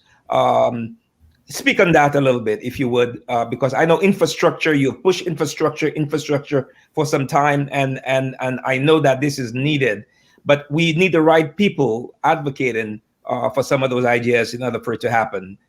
Well, we need people who understand the conditions of Africa. Yes. I mean, I've been there many, many times. I've stayed overnight in the Darfur camps in Sudan, and I know what life is like in Africa. And we have to raise the standard of living. That without doing that, improving the longevity of life, the quality of life. Now, we want to talk about symbolism. Let's go back 60 years to President John Kennedy. Now, I'm an old man, so people may not remember him. You're a young man. Who was the first president, head of state, that John Kennedy had come to the White House for a state dinner on March 8th, 1961. It was Kwame Nkrumah, because Kennedy was a supporter of Africa, and he was a supporter of Kwame Nkrumah. The two young presidents enjoyed each other. And Kennedy made sure that $180 million went to the Volta Dam project, which was an aluminum smelting project and an energy production hydroelectric dam. And that met the needs of what Kwame Nkrumah wanted, which is he wanted infrastructure and a united Africa across the whole continent. Indeed. Imagine if we had a president who would make his first head of state dinner an African leader and commit himself to that kind of money for development. That would change everything. Absolutely. Well, Leila, you have the final word. I see we getting prompted some. I don't know if you have the final word, but you now have the mic. So how could you match that? Dr. Freeman is saying that we need a heads of states dinner at the White House. I can imagine who and what the menu would look like. Certainly. So what can we do? We have to have fufu. Yeah, definitely, for sure. I love fufu, but I think, we're talking about symbolism. Yes. Talk about symbolism, it means that we're not really serious about engaging with Africa. Most of the African countries have been independent for the past 60 years and have had excellent, for a lot of them, ties, and relations with the US. And I think we have to move beyond the symbolic, and we have to move into action. That's why I said earlier when I stated that the U.S. is fairly conservative when it comes to its Africa relations, and it needs to be more proactive instead of reactive. And we need a more proactive U.S., not in symbolism, because I think that this administration has the right people to really engage with Africa. If confirmed, Secretary Blinken is very knowledgeable about Africa, as he's an African himself. You have Linda, Secretary Ambassador, I would say, Linda Thomas Greenfield at the UN. Yes. She knows Africa more than some Africans themselves. So they have the right people at the right place who are not going to talk about symbolic, but they are going to talk. So let's talk about being bold, Doctor. Let's talk about being bold. What is the bold movement that you would like to see? The first bold movement that I would like to see is a very frank and direct relations. I would like to see the president of the US in Africa. Just to show that, as the first step. Talking about that will be the best symbol for us, importantly, to engage frankly on the economic side and help us and take the bold, I would say the bold risk, to engage with us on strengthening our democracy, so that election does not mean again death. Election should mean freedom of speech, and they should be there with us and helping us. Thank you. Absolutely. We can see the passion flows in all our folks here. And obviously, we live in a real world. So phone calls will come in. Sometimes we stay unmuted. It's part of the game, right? So I'll bring in my brother here real quickly. It did. Well, thank you so much, Davies, and reminding us that we have a long program to go. We have a lot more to go. This is a wonderful panel. As you can tell, we have the experts, and we could probably go on. And so we're going to wrap it up. We just want to say peace and blessings. And we wish the Biden-Harris success. But in order for them to be successful, they need thinkers like you, like all of us, to participate. Democracy is a contact sport. We cannot wait for them to do good. We have to ensure that they do good by having the best information, the best minds. And so Africa, be ready to be engaged. You have a wonderful, vibrant diaspora. And we want to thank, again, the African Women Biden-Harris 2020. Aisha Diallo and all the group, Henrietta, everyone who's been active in putting this together, Davies, everyone else, we want to say hats off to you. And let's keep on moving. Thank you, my brother. I know this is not the end of the day for you. You're transitioning into something else. So we'll catch you on the other show as well. Thank you, my brother.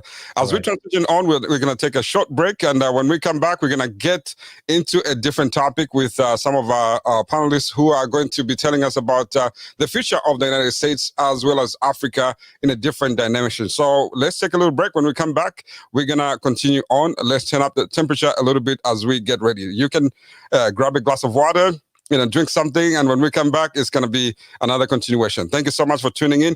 Don't forget to share the link. Please use the hashtag African Women for Biden. Please don't forget to do that and share the link with your loved ones. We'll see you in a little bit. This is Davies Chirwa. Stay tuned. You don't need 20 up. Yangu. It's your map from the beat, boy. HDM for ya di fois pa mo 20. Yo maps. Ukaniuza kuti iwe naine bazila imantwala mumala. Ukaniuza kuti artistinga pezane baby futi mutima umakangiwa kupema sungaone chawe kuti nachinja kale kamusango. You're my oxygen, oxygen, oxygen. You're my oxygen, oxygen, oxygen.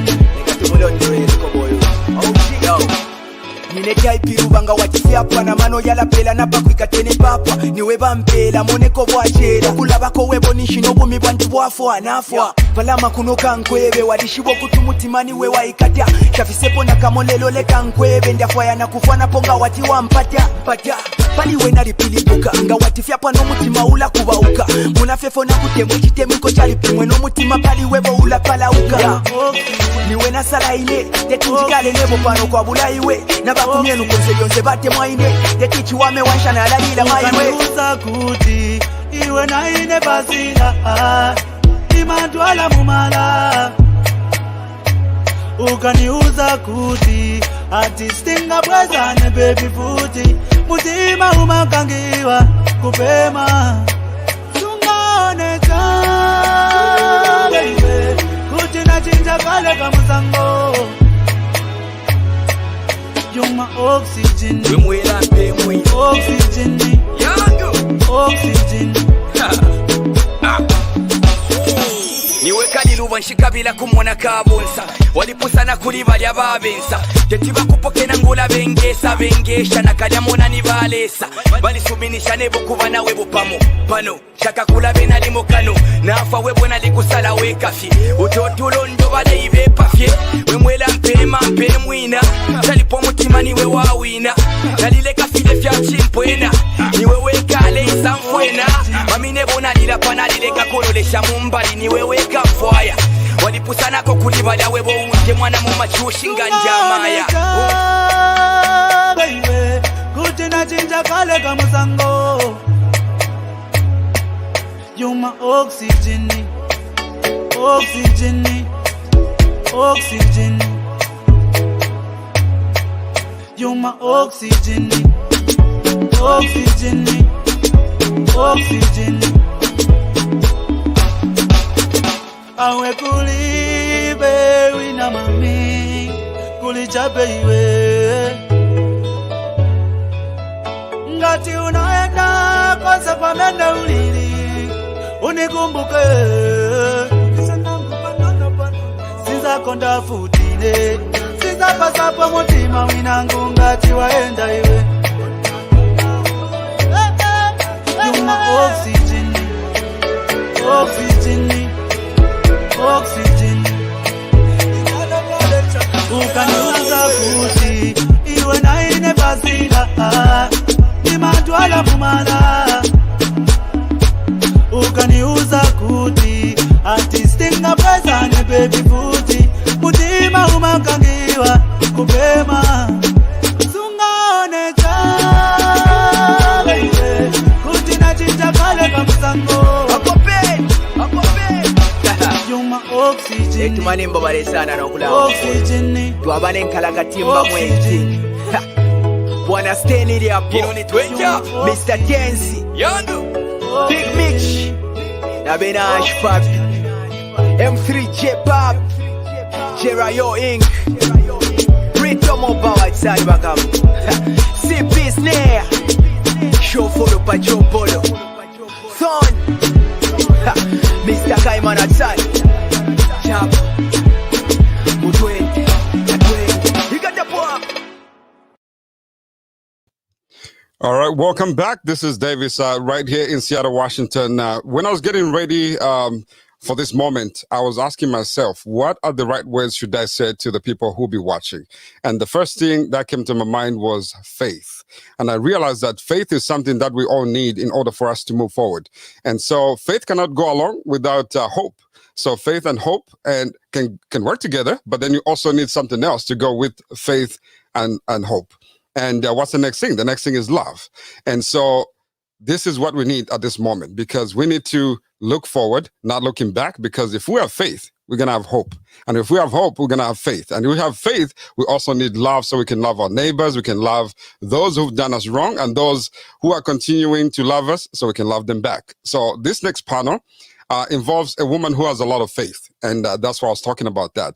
Ms. Sylvia Litana is not only a custodian of our culture, the African culture, but she's also a mother and just a dynamic woman. I've had the pleasure to know her for as long as I can remember.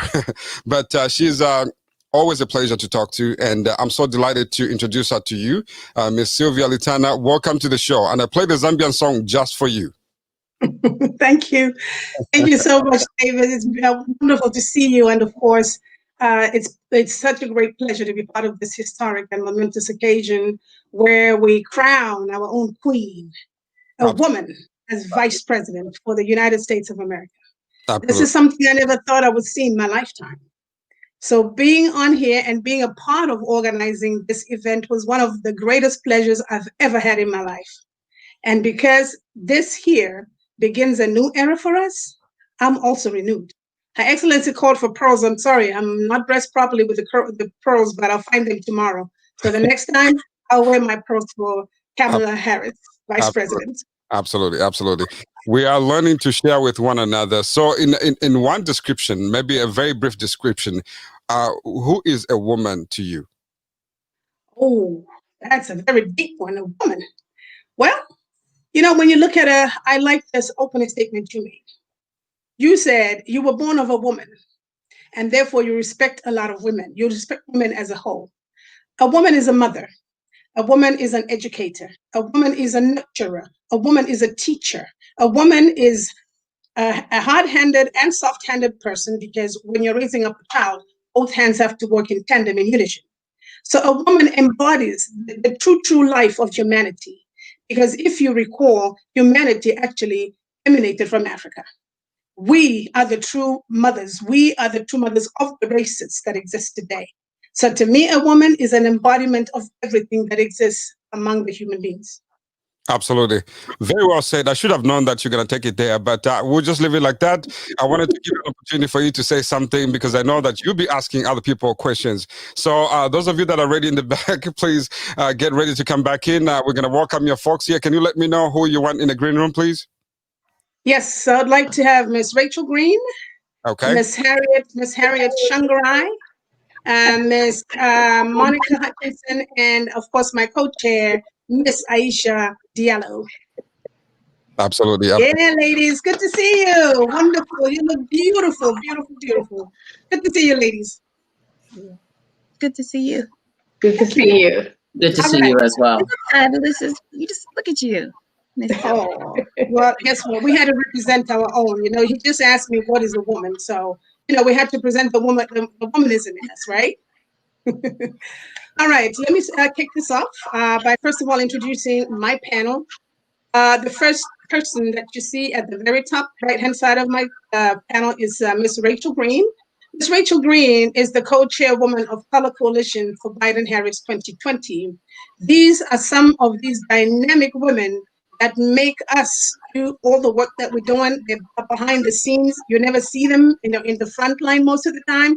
With the Biden campaign, what you see in front of you is what you get. These were the women who were behind it. Then after Miss Rachel, we have Harriet Shangarai, who is an African community liaison for Montgomery County, Maryland. Those of you who live in Maryland.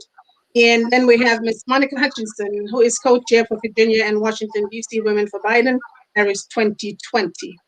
So welcome, ladies, again. This is our time. And of course, you know that our topic for today is the role of women in politics. Just by listening to that title, Rachel, I will start with you. What do you get out of the title, the role of women in politics?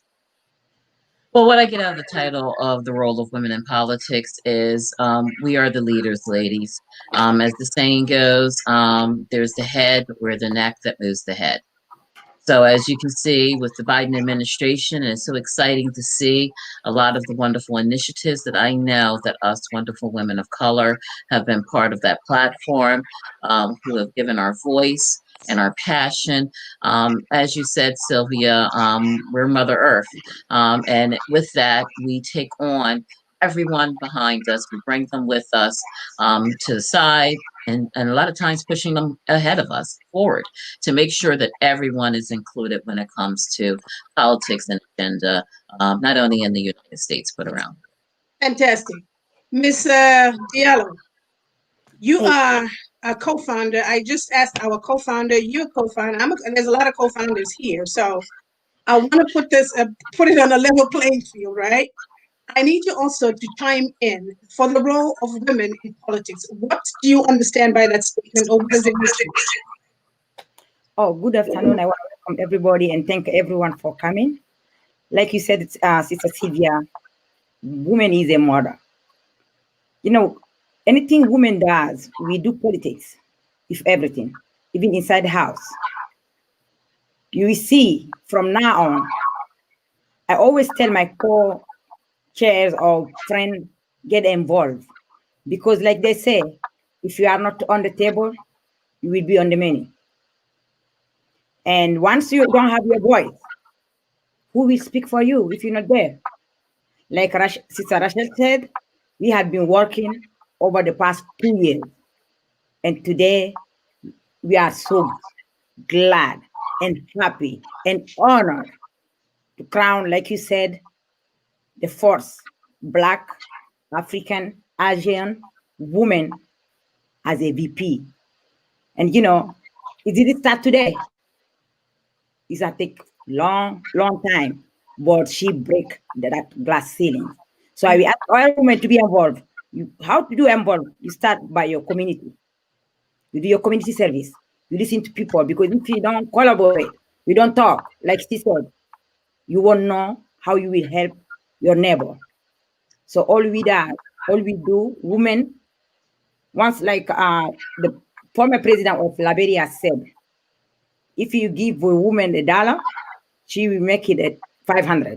If you give her 500, she will make it 10,000.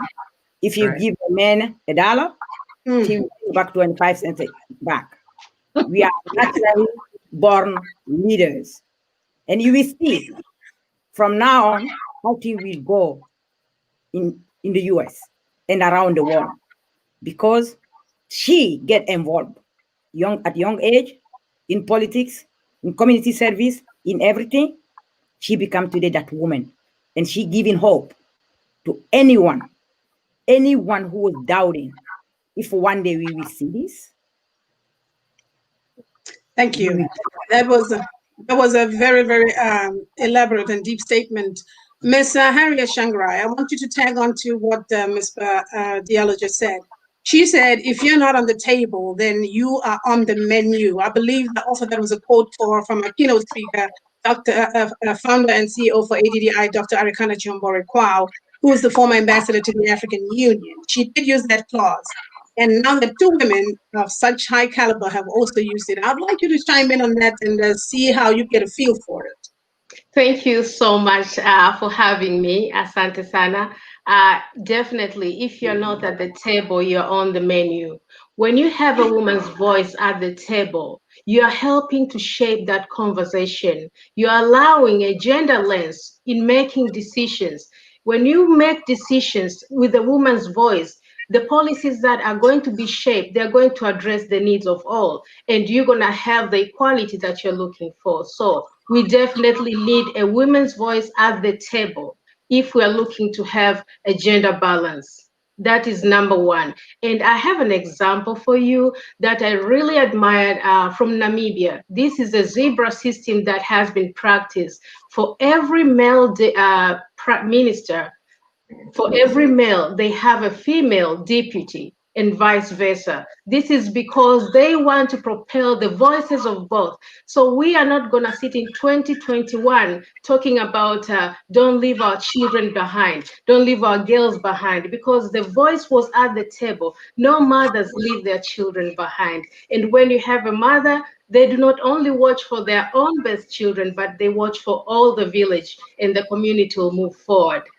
Thank you. Excellent. Excellent. Yes, we want for all the children in the village to move forward. Miss Monica Hutchinson, looking at the role of women in politics, what's your take on that? So we're the backbone of politics, right? And this past year, to me, that was extremely relevant. It was apparent to anybody paying attention. Once we got shut down, you know, it was women that was like, you know what, I got this. You know, we're used to having to think outside the box. You know, like Aisha said, we're used to having to, you know, make $1 out of 15 cents. You know, we're used to taking nothing and turning it into something.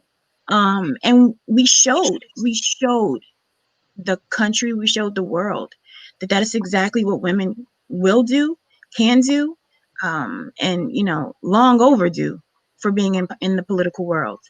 So, you know, what is women in politics? We're the backbone. And when it comes to the Democratic Party, Black women are the backbone of the Democratic Party. So, you know, it is a beautiful thing to see a Black woman. Thank you. Thank you very much. I'll throw this out. We here are all women, and this was a deliberate panel. I chose women only because if you look at the title of our organization, who we are, it's African Women with a W-M-E-N, not A-N, but E-N meaning plural for a lot of us, right? So all of us here encompass ourselves within that organization. When we are looking at the first vice president of the United States being a woman of color, Ms. Green, how does that make you feel? What goes through your mind? Wait a minute, let me rephrase. When they did the inauguration this morning, a couple of people have mentioned how emotional they were when they watched the ceremony. I was too. I'll just, you know, put that out there. So I have my own version of how I feel with her being in, but this is not about me, but I'd like to hear from you how you feel knowing now that in the White House, we have you sitting in there because she represents all of us. So you're sitting here and now ideas are coming into your mind. What next? What is your feel about having a sister as a vice president? Well, first, of course, pride, validation, seen, truly seen for the first time. And I think all of the ladies here can concur with me.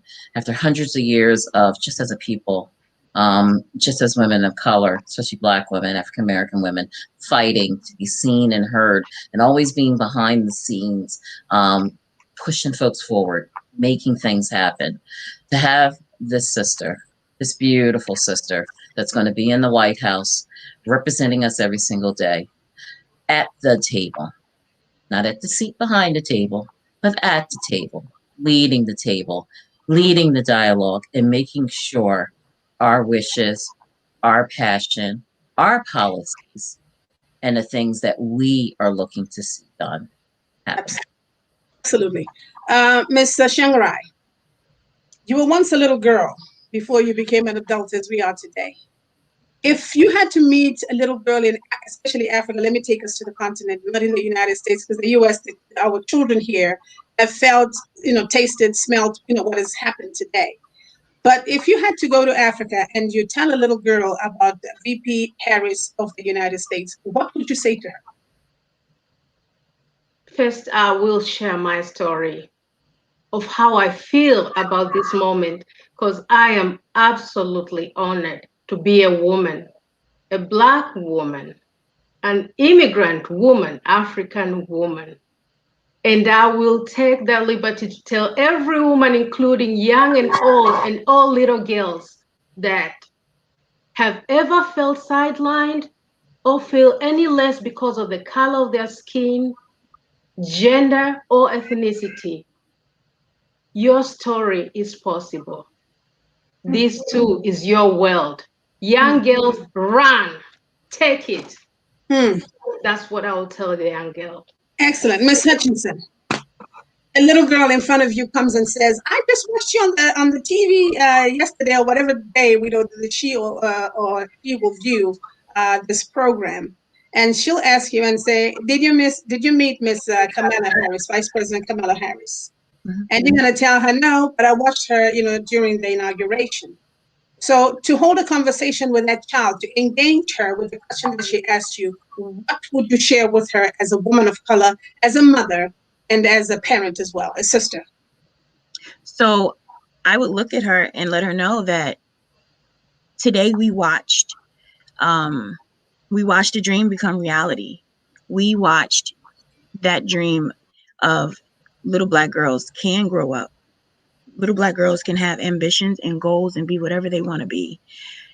I would let her know that we're going to be right here supporting her and helping to guide her and pushing her as she ascends through that glass ceiling that we watched break today. I would make sure she knew that the path has been cleared a little bit more for her by Vice President Kamala Harris, the same way the path was cleared for our Vice President. And we're going to continue on with that legacy. And at the end of the day, we can only do this together. And so I am a firm believer that I must also help clear the path for the next generation. That is my job. That is my duty, my role, my responsibility. And so I would make sure that when me and that child parted ways, that she knew that I would always have her back and I would be here to help her and all the other little Black girls and all the little girls continue ascending. Miss Diallo, you are a woman who is relentless. You don't know when to stop. You call people at 4 a.m. You call people at 6 a.m. You call people at 1 a.m. So long as you want to get something done. You will wake the entire nation, the entire world up just to get one answer for one question. You don't know how to wait. So with that being said, you are a role model for a lot of young women. Even some of them are older than you. I've seen quite a few around you. You circle yourself with a lot of women who are women of substance, so to speak. Look at the people around you right now and the people in the green room, and of course, a lot of other people that are outside. You as a mentor now, you have a female vice president. You as a leader now have a female for a vice president, who's a woman of color, by the way, our sister. If you're sitting now and some young ladies come to you and say, Miss Aisha, I don't understand why we have a Black female vice president. What happened to all the white ones? What would your answer be? First of all, being a Black woman and seeing the Black woman, who she was since she was a little girl, I will tell that girl, you are equal to that Black woman. Did you see that Black woman in the White House? She represents you. It's you there, not her. She represents the whole world, the 4 continents, you name it, Africa, America, Asia, India, wherever you think, you close your eyes, you see Black, you see her, that's you. She's representing you. She worked hard. And I remember when she was running for Senate, she said, somebody said to her, oh, you just become, how many years have you been in this office you are? She said, oh, really? I will continue. And she ran for the Senate office. She got it, right? She didn't stop there. 2 years. she ran for office. When she started, people say, you just come in, you just acting like President Obama. She keep going. She keep going. She keep pushing. I will tell that girl, if you need a role model, it have nothing to do with the white, but that's her. We both have seen her throwing down, scrolling down. She always get up, rise up with dignity, and keep going, keep moving, keep moving. So I will tell that young girl, that's you in the White House. She represents you with a big dream that you can be her next day. Like she said, she's not the first, she's the first, but she won't be the last. So let's continue to work. Let's push. Thank you. Thank you very much, Ms. Diallo.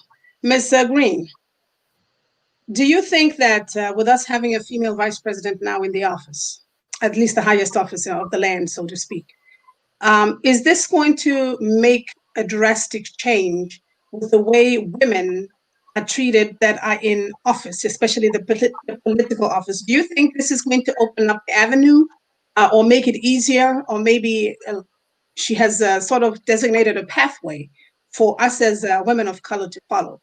How do you think, how do you imagine this may play out? Well, at this point, we know the glass ceiling has been shattered. The path is clear, but we still have a lot of work to do. And we collectively will come together and make sure that work gets done.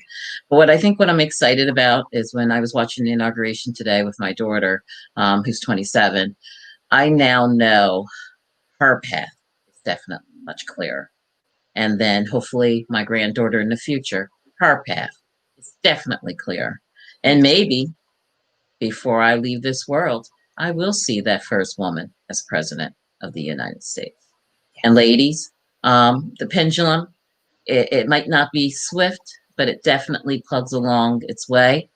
And there's definitely progress. And I know we've gone through a lot in the last 4 years, but look at where we're at today. Because why?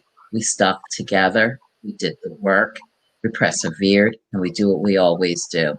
We make sure we finish. And we go over the finish line and we do it. Absolutely. Ms. Hutchinson, looking at yourself now, would this event of us having a female vice president prompt you into getting into politics? I'm not saying that you're not, but would this give you the umph to say now, for real, I want to do this? I was hesitant before because it looked like it was a male-dominated industry, so to speak.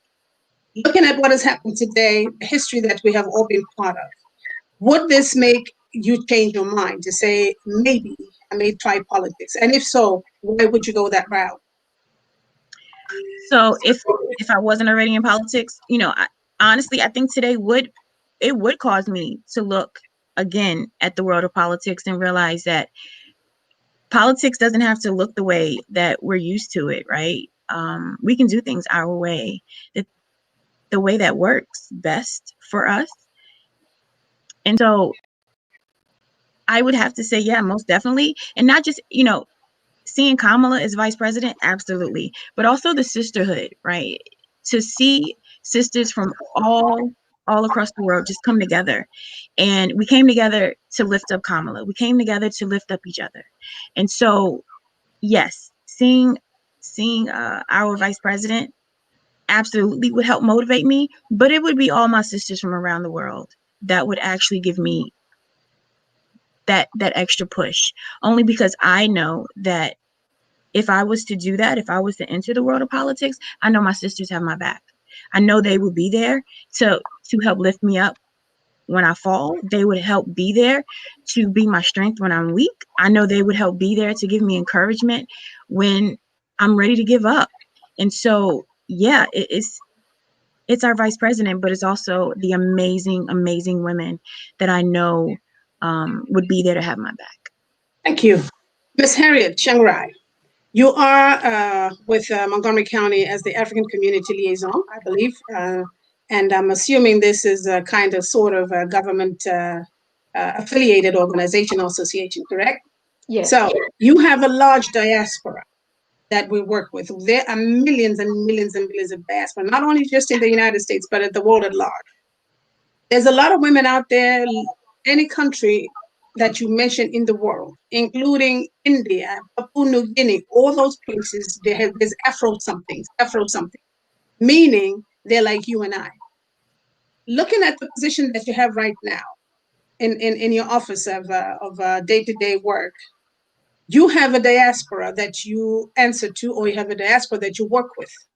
Now, looking at what has happened for us with our new vice president, what would you change, or what would you tell our diaspora that would make a difference so that they can start looking in a different way, looking at our vice president as a role model for each and every one of us that is of color, Afro, whatever? Thank you. That's a wonderful question. First, I will let them know that competency has no gender, competency has no color. This is something that has held majority of us, held us back because of the fear. Especially, I'm talking about my African diaspora, the women that I deal with day to day on the grassroots. We need that boost of confidence to realize, yes, you can. And Kamala Harris has just done that for all of us. She has reaffirmed that. She has changed the narrative. So first, I think, is to boost the confidence for these women to realize, yes, I can, despite of my background or my story. This world is for all of us. Thank you. Wow, ladies, you are killing these answers. I mean, I'm learning as I'm talking to you with the responses that you're giving. This is really exhilarating. So for the purposes of time, I believe we have about 9 more minutes. Let's go around the table and just speak to the world, speak to our Vice President Kamala Harris, and of course our President that was just sworn in today, President Biden, Joe Biden. You know, let's talk to them and tell us what we are looking forward to. We as Black women, we as women of color, we as women who have come together to put ourselves into one place, one repository, so that we can do something substantial. Look at this show that we have put up together. It's because it was collective. Each and every one of you had a piece. I can't even quantify it to say, well, Rachel did that, you did that, you should did. No, all of us came together, some more than others. So with us looking at one another, we need now to start learning and educating ourselves, especially as people of color. We enjoy the pull down mentality, and that has to stop. We need to learn how to start pushing and pulling each other. When one Black person succeeds, let's now toe the rope and get more people to work with you collectively. This is how we will build the Africa that we want. This is how we will learn to work together as one people. With that being said, Miss Rachel Green, your take on that? Very loaded and complicated question. I've learned over the years that when you know who you are, know what you stand for, and always do what's right, you will always be successful.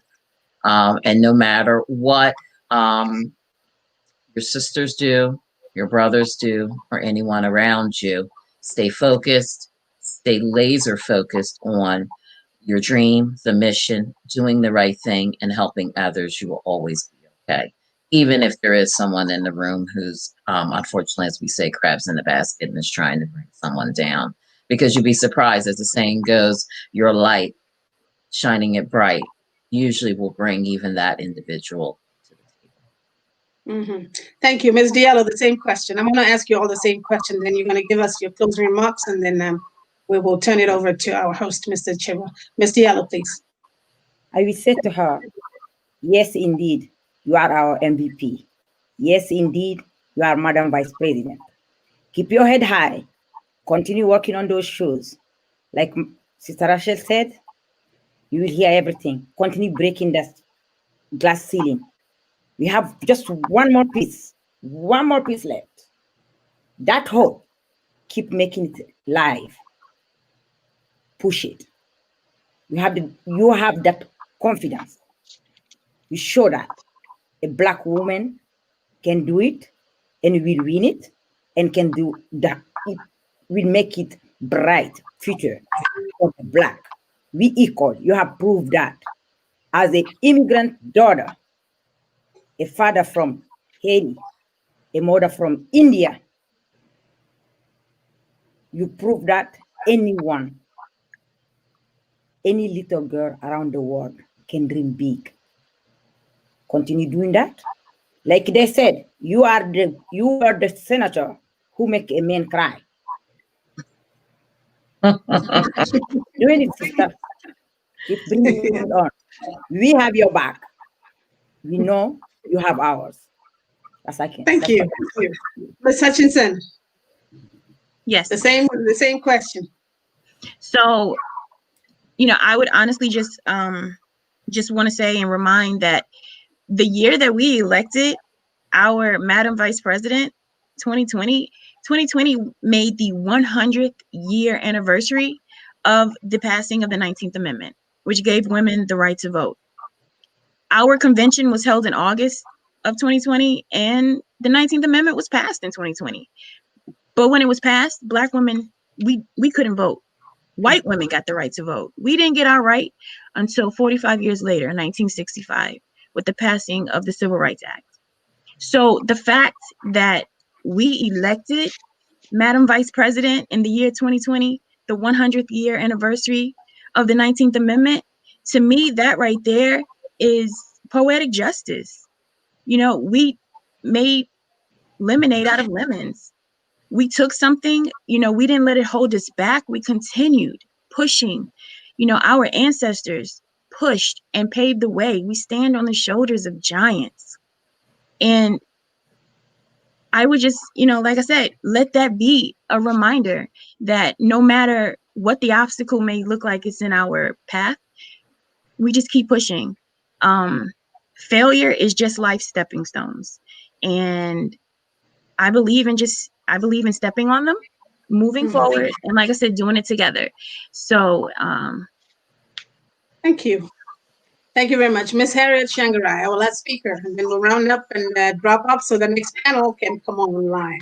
Thank you so much. My word is I will let her know, spread your wings and don't look back. Spread your wings and don't look back, because the little girls are looking up to you. We are all looking up to you. The world is watching. Rise, rise. That's what I will tell Ms. Kamala Harris, our Vice President. Thank you. Thank you. I guess the phoenix has arisen for real. The wings have been opened. She has perched. She's ready to fly. Yes. So right behind her, all of us are gonna cling onto that tail of the phoenix, and we're gonna ride with her, because this is our time. This is a time that all of us, women of color, have been waiting for. And with all that being said and done, my beautiful, intelligent, illustrious woman, there were some comments being sent here towards what we are saying here. They're very appreciative of a lot of people are saying we are learning things that we did not know. There's wisdom. In fact, that's the word they've used. There's wisdom in what's being said. So thank you very much, my people. May God bless each and every one of us. Thank you so much for being on the program. Davis, fantastic job. Thank you so much for hosting us. Thank you, Oliver. Thank you so much. Thank you very much. It's amazing to sit here and actually listen to you ladies talking about your history and just beautiful stories. We all have stories, but man, it's amazing when you listen and when you hear from other people speaking about their experiences. One of the things that for you viewers who are watching right now that you don't understand is that these women that you're looking at, they actually did the actual work of door to door, knocking from one home to the next. So don't look at them looking at all this glamorous. They actually did the work of moving from one to the next. I thank you one more time for being here. It's a party, right? Is that all right with you if we laugh a little bit? Because we are celebrating. Of course, yes. We need to. My VP looks like me. My VP looks like me. Me too. Right. That's right. We got it going, right, ladies? It's on, ladies. Yes. Absolutely. So thank you, ladies, for being here. So we're going to transition on and move over to the next panel. And before we do that, we're going to definitely take a break. And when we come back, we're going to have a great time with the the next panel, which will be the closing of the show. So we have a lot more coming. Please stay tuned. We're going to take you back to Uganda and enjoy music and dance from the Triplet Ghetto Kids all the way from Kampala. Stay tuned. Oh my sherewo, share. Oh my share, mama share. Oh my sherewo, share. Oh my share, mama share. Triplets. Ghetto Kids, sherewo. Sherewo. Sherewo. Yeah boy, chiziki chanonye. Sherewo musiki kakonye. Wenywela wo tude. Mama mia sende kanonye.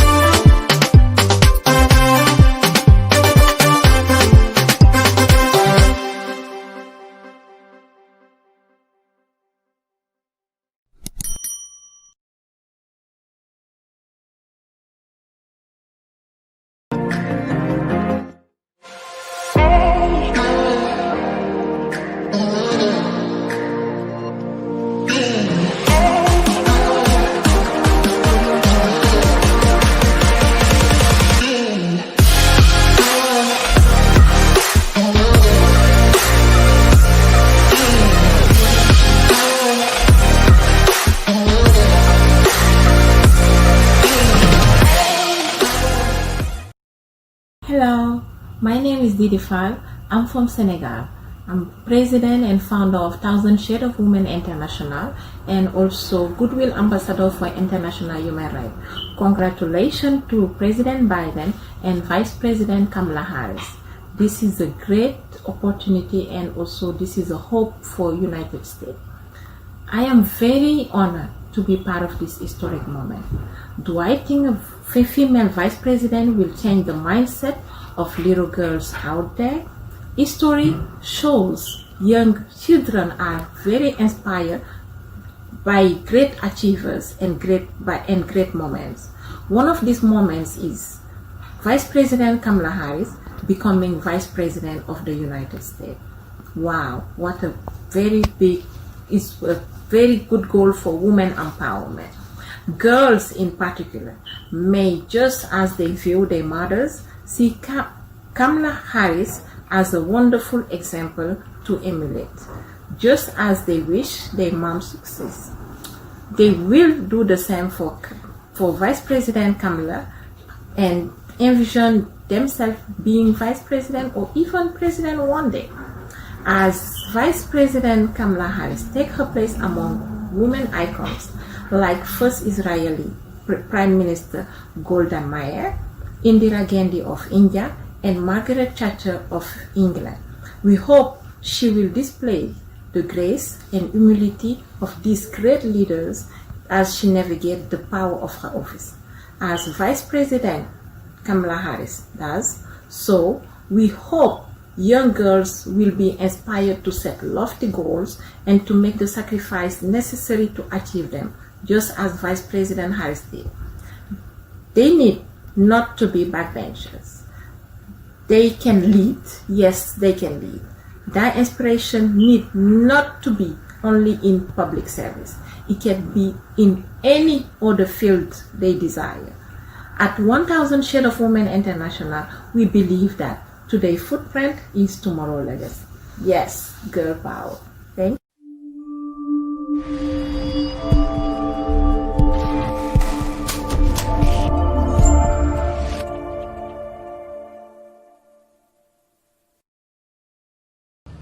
Greetings, this is Dr. Mwaka Twajura Yesu from the beautiful nation of Zambia, and I want to salute the African women who are organizing this wonderful virtual event. And from Zambia, I am an aspiring member of parliament in our upcoming elections, and I want to congratulate our incoming President Joe Biden and Madam Vice President Kamala Harris. Both of you are exceptional, exemplary leaders. We are so proud of you. Our other home is in the USA, and so we know that the transition has not been easy, but you've demonstrated humility, solid leadership, promoting unity. And to Madam Kamala Harris, we are so proud of you. You are a leader we look up to. Thank you for being such an excellent example of a woman in leadership. Congratulations. We are praying for you. We believe in you, and we are proud of you. Receive congratulations from the beautiful nation of Zambia.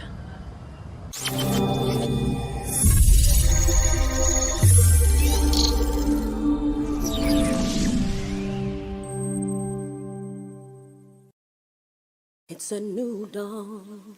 A new foundation built on love, appreciation for our collective at the core of the soul of our nation. Today is the first day of the rest of our lives. We gotta strive to make it right. America, we must unite. We must unite to rebuild our nation, preserve our people, renew the soul of America. Our country needs a healing. Together we release America, unite. inner conflict and struggles that paralyze our nation. Through efforts and hope, we cleanse and balance our mind, body, energy, and emotion. America, leave the past behind. America, America, America, America, unite. Unity creates positive energy with a frequency essential to creating a divine democracy. this creation being love, its frequency resonating at the heart of everyone. As one collective, America unites. We embrace the vision of one race with the human race. America united. All lives matter. America unite.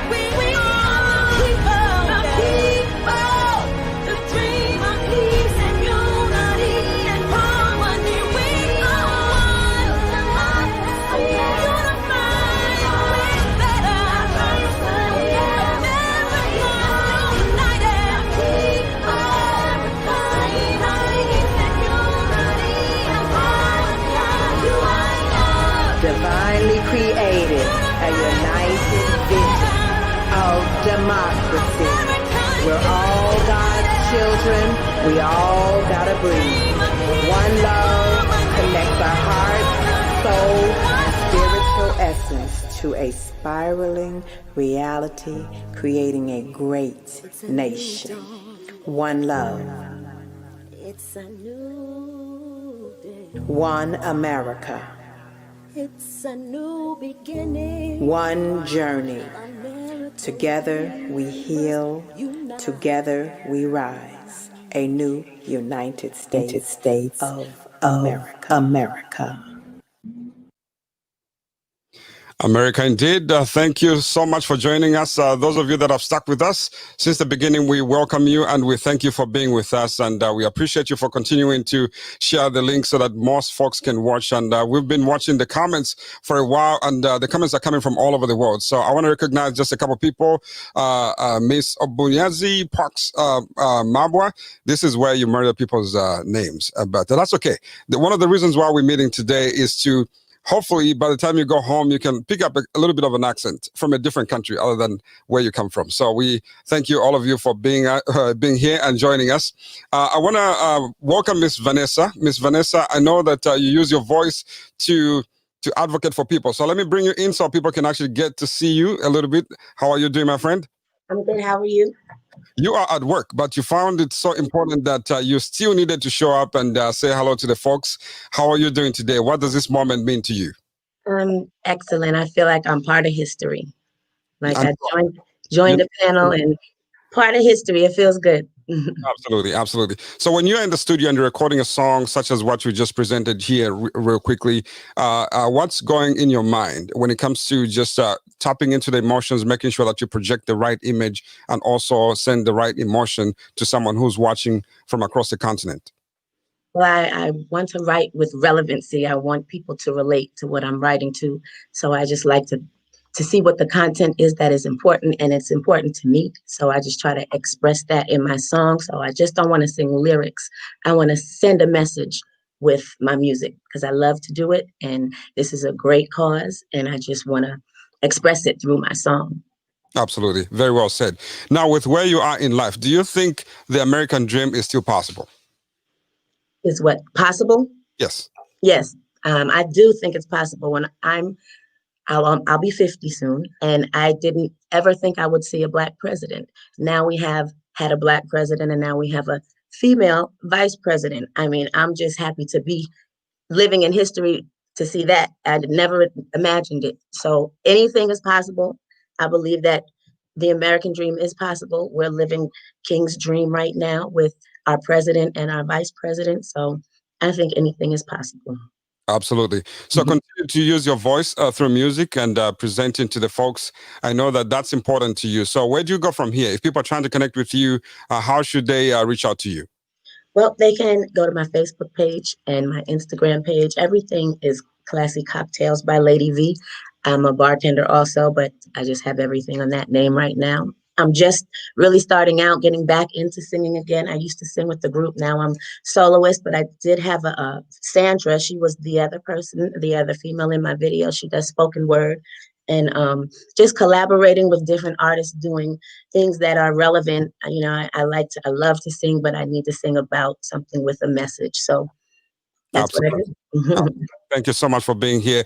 I just want to say this to you. If you get fired, then I look for African Women for Biden Harris. They'll find something for you. So thank you for taking your time and the risk to call in from work. We appreciate it. Thank you for the opportunity. I appreciate it.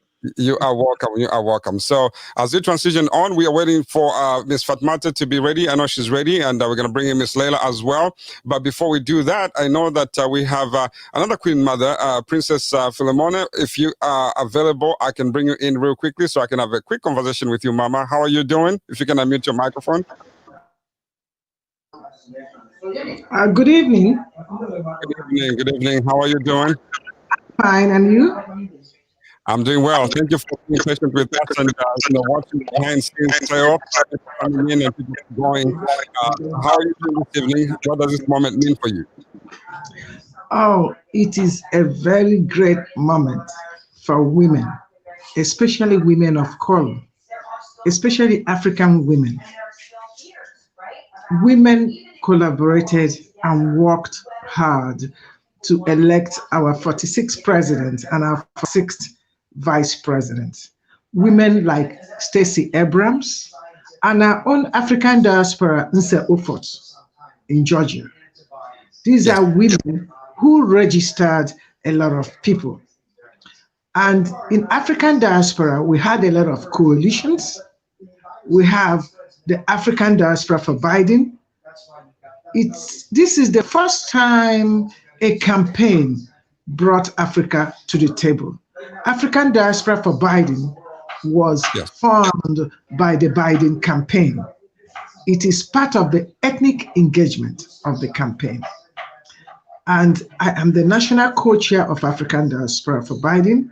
My other co-chair is Umuba from Guinea-Conakry, and you have about 11 to 12 national steering committee members.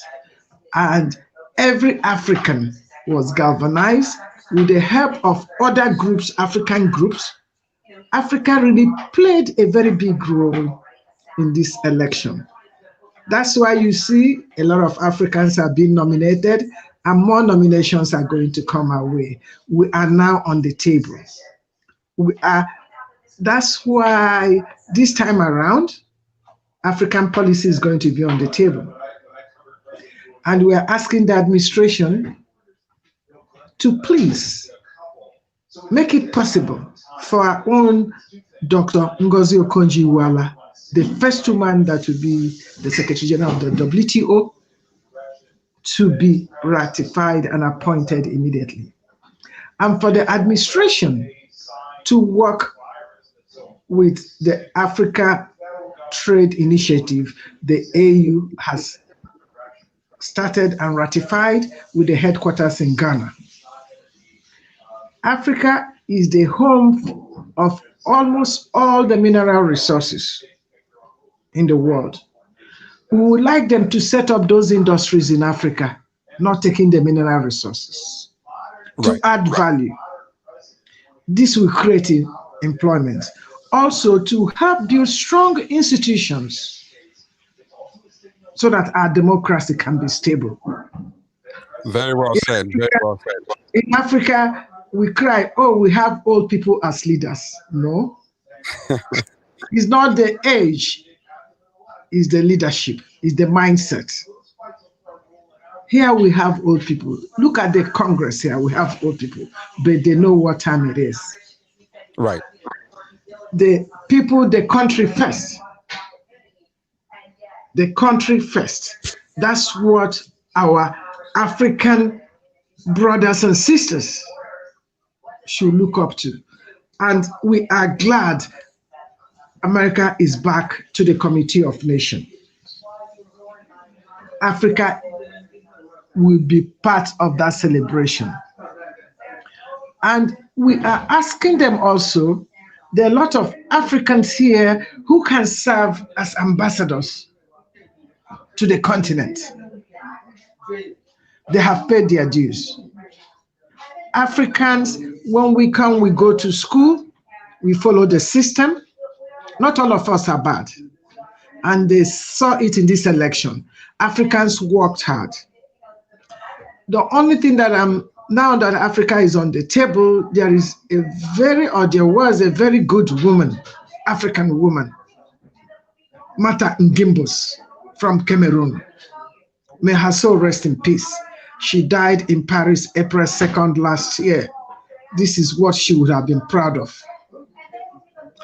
You know, in Africa, we believe in coincidences. You're an African like me. I don't know what country. Let me tell you, President Biden, his first son died at 46 years old. Correct. And he is the 46th president. He was vice president for the first black man to be president of the United States.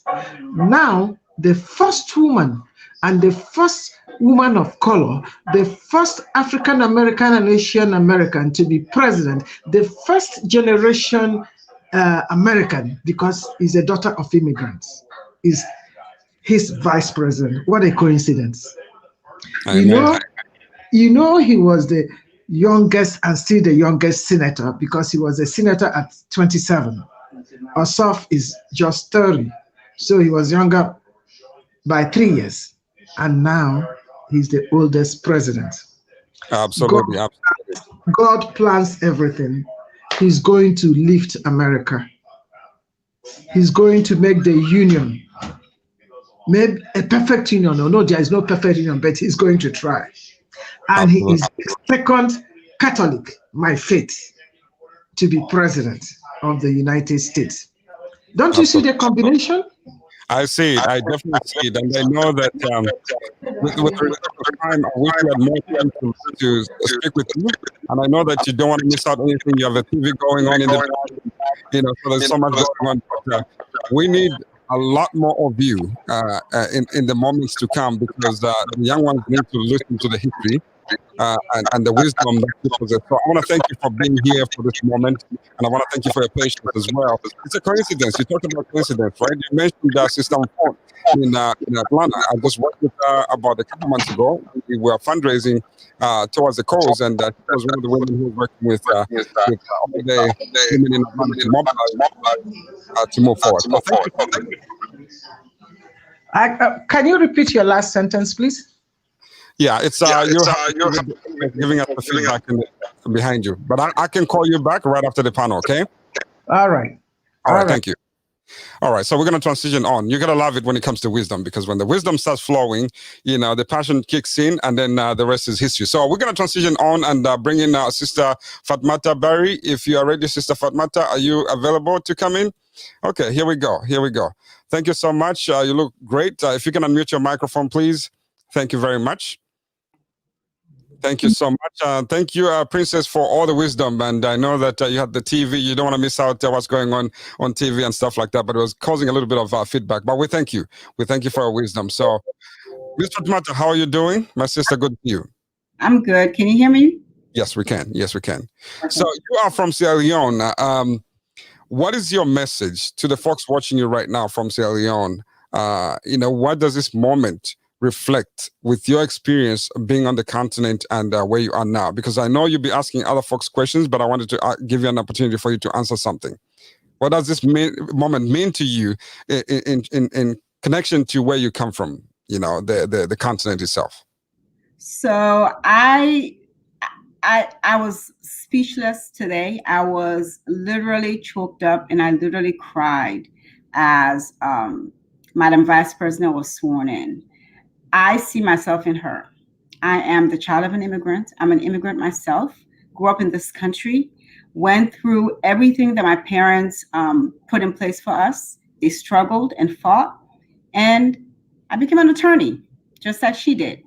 And at the end of the day, you look at your history and you see where you came from and where you could have gone, and you see the path. And when you see someone like her, it tells you that there's a brighter future. Not just for myself, but for every little girl who is an immigrant child, whether it be African, whether it be Indian and Jamaican as she is, but a child of an immigrant coming to this country for opportunity and making use of what's here. And it's possible. because this country is a great country. And we have, for the very first time, not just a woman as vice president, but a woman of color, a Black woman, an Asian, South Asian woman. You cannot beat that when we talk about progress and moving forward. So for me, my heart is full. I feel blessed. I feel that our country is moving forward and we will be in a better place. We're not there yet. We will continue to fight to get this country to what it aspires to be, because we're nowhere near where we want to be, and we say we are. So I think this is a great moment. We thank you for your service, and you're a great attorney, like you said. You didn't have to say it. You didn't say it, but I'll say it for you. You're a great attorney, and we are so blessed and honored to have you. So as we transition on, you have your guests, right? So who do you have on your panel, on the list? Okay, on my panel, I have Madame Lilai Pukuwu, Jeanette Kale-Gil, Miss Sabine Martelli, and my brother Guy Jokin. Absolutely. So some of the folks, as you know, we were double dipping, working with the campaign and also here. So some of the folks are still, going back and forth. But definitely, when we come back, I'm going to give you the folks that are with you on your panel, and you can have your moment. So thank you, everyone, for joining us tonight. If you're watching us from Africa, thank you so much for staying up and enjoying this moment with us. When we come back, we're going to continue with the last panel as we wind up. Stay tuned. God bless you, and we'll see you in a second. Bye-bye.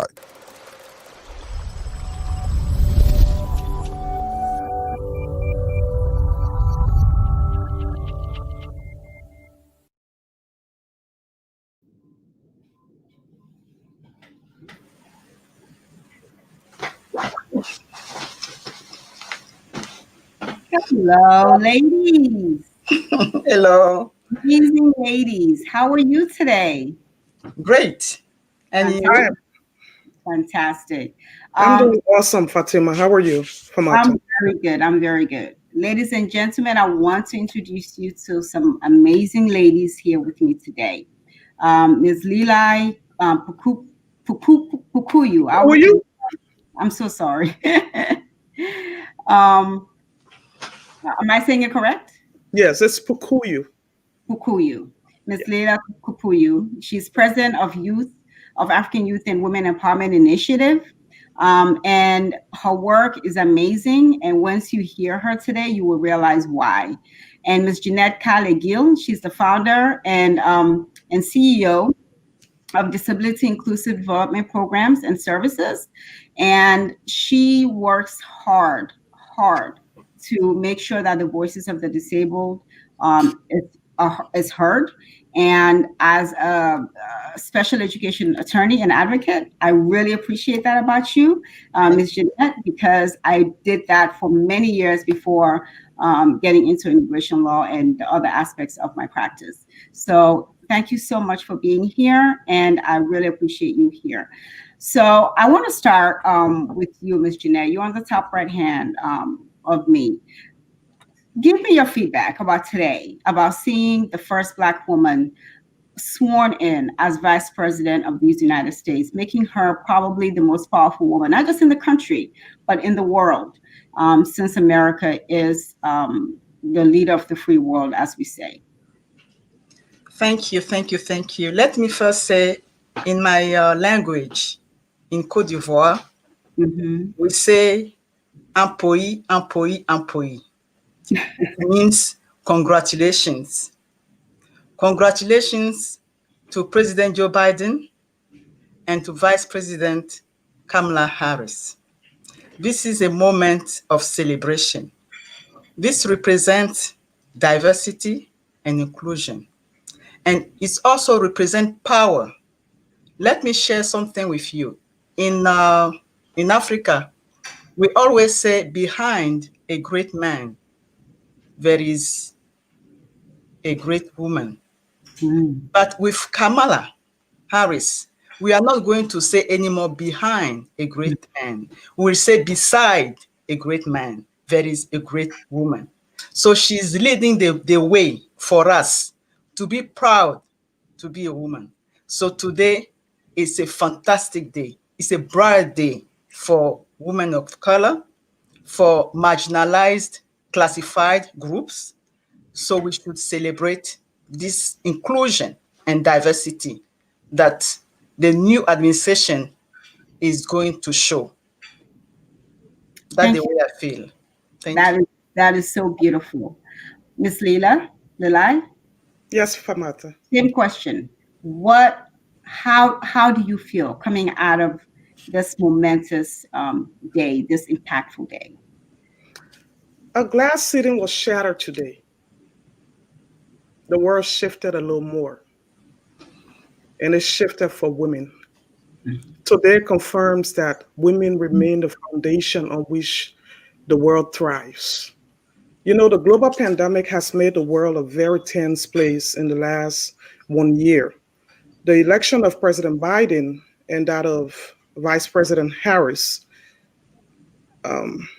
has brought some relief, not just to the people of the United States of America, but to the people of Africa and the world over. Coming from Liberia, where we elected the first female president in Africa, I felt a sense of joy, a sense of accomplishment, a sense of validation that I've never felt before. Today was the second time that I felt that same feeling as a young woman. Seeing that, like Ms. Jeanette just said, women are supposed to lead from the back. Women are supposed to have a seat behind the table. But to be alive in real times and see Madam Kamala Harris taking the oath of office as the second most powerful woman in the free world, that is an indication that the world is shifting in the right direction in spite of everything that we are experiencing. And I just want to extend a special congratulations to both President Biden and Vice President Harris, and give this one assurance before we go further, that the women of Africa is standing tall behind her. This win is our win. Nice, nice. Wow, beautiful. You see, people, you see what I said at the beginning? Dynamic women, not just in what they do, but in their presentation as strong women that represent Africa so well.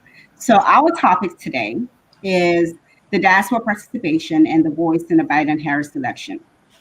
So that is what we're supposed to talk about here. But I wanted to get your feel, since this was such a great day. But question for you ladies, and I'll start at you, Ms. Jeanette. How much do you think the contributions by the African diaspora led to what we have today in the election of President Biden and Vice President Harris? Do you think it had much, or what do you think, Ms. Jeanette? Well, first of all, this is a victory for all of us. And I spoke to a friend of mine at the beginning, and I asked her, I said, you know, in the US, people are not ready to have a female as the leader. Do you think that something good will come out of this election? And she told me, Jeanette, what you have to do is just go and vote. Tell your people to go and vote. And so what we are saying today is that people were really engaged. They wanted to see a change in the community, especially with what was going on, the pandemic, the immigration situation, women who are not having access to basic need services. So all of us, we wanted to see something new. We have single parents who are struggling to make life easier for themselves, to educate their children. So when you put all this in one bucket, you say, no, I want to go out and do something. So we were praying in my church, at home, coaching my son, coaching my daughter, telling them why it's important making sure that they meet the deadline, they fill out the form, and then also talking to people who want to go in person or want to vote by mail or whatever it is. We say go and vote. Make sure that you are there. Make sure that you meet the deadline. We were also making donations because we also need money. We were using our talent, our kind of everything that we have. We wanted a change. So yes, the diaspora was involved. And then also our people back home, they were also asking questions. What do you think is good? So we were supposed to be also their coach, their mentor, and then also to share why is it important to have Joe Biden and Harris in the new administration. So we were really engaged and our prayers worked. And I knew of many groups, like this one, the African Women for Biden, Harris, 2020. You had the African Diaspora for Biden. You had so many different grassroots from different countries. I know that there was a huge collective of people in Georgia that really got themselves together within the African diaspora community to door knock, to make phone calls and things of that nature. So what you're saying is definitely true. I saw it. I engaged it. I engaged with many Africans, and I totally agree with you. I think we had a huge hand in it, and you can see the difference. You can see the difference in the response from the administration. And the administration was open. This campaign was open to bringing in different people from different cultures and different backgrounds and link them in with the campaign itself. So yes, I totally agree with you. Ms. Lilai, question. Yeah. So we know that we were engaged during this election cycle, but historically, generally speaking, we may go out and vote, right? We may go out and vote.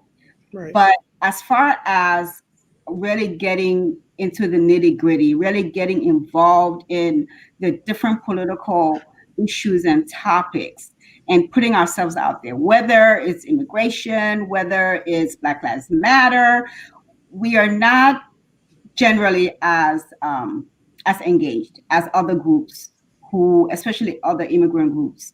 What do you think? Do you think that as African immigrants, Africans in the diaspora, should we be as involved, as engaged in these issues, especially issues like the Black Lives Matter, since we're all Black? What level of involvement do you think we should have as the diaspora? Well, Famata, we are not mutually exclusive. You know, we're all one people. And there's an old adage in Africa that says, if you want to go fast, go alone. And if you want to go far, go together. The issue of racism was brought to the forefront in a way that it seemed it hasn't happened since Dr. Martin Luther King time.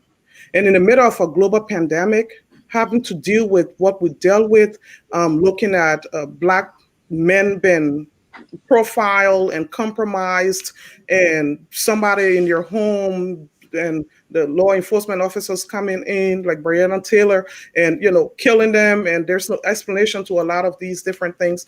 Of course, we have to be involved. I mean, when a Black person is being racially profiled, they're not looking to see if you're a Black African American or you're a Black from the motherland. There is no such discrimination.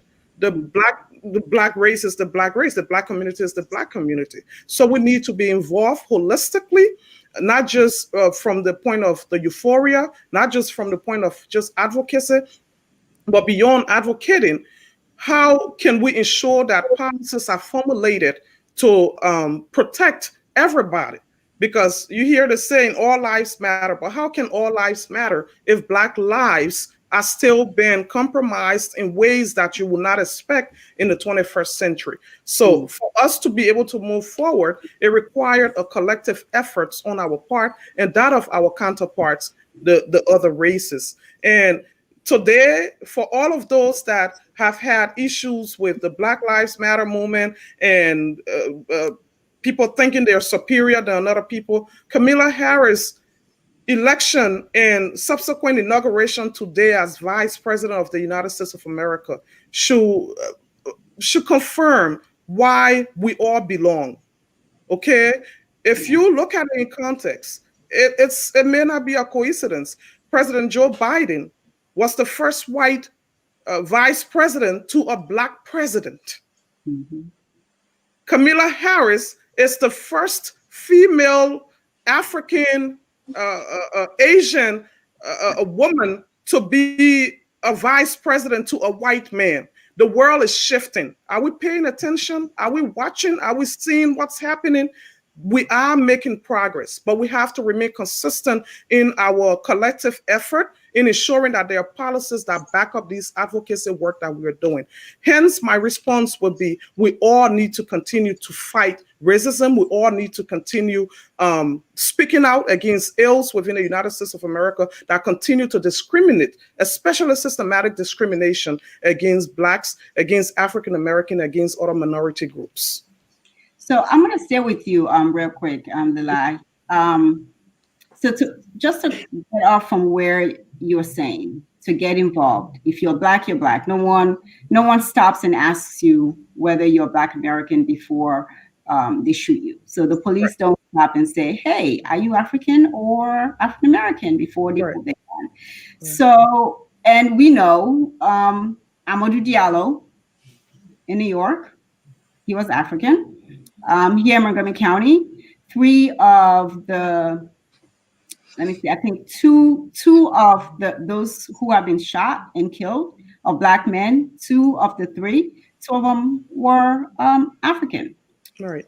And 1 was just killed in over here. So that makes him 3. In the last, I think, 8 years, I don't get my numbers correct. So just to show the impact of that. But even though we have that, there's still a divide between the immigrant diasporans, Black diasporans, like the African diasporans, and African American descendants of slaves in this country.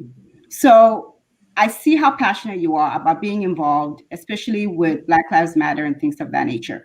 How do you think we can build that bridge and cross that bridge to where Black Africans, or Afro Latinos and Latinas, or Afro Caribbean and Black Americans can bring themselves together to have one voice and as close as you can get to fight these things, as you say, fighting racism in this country?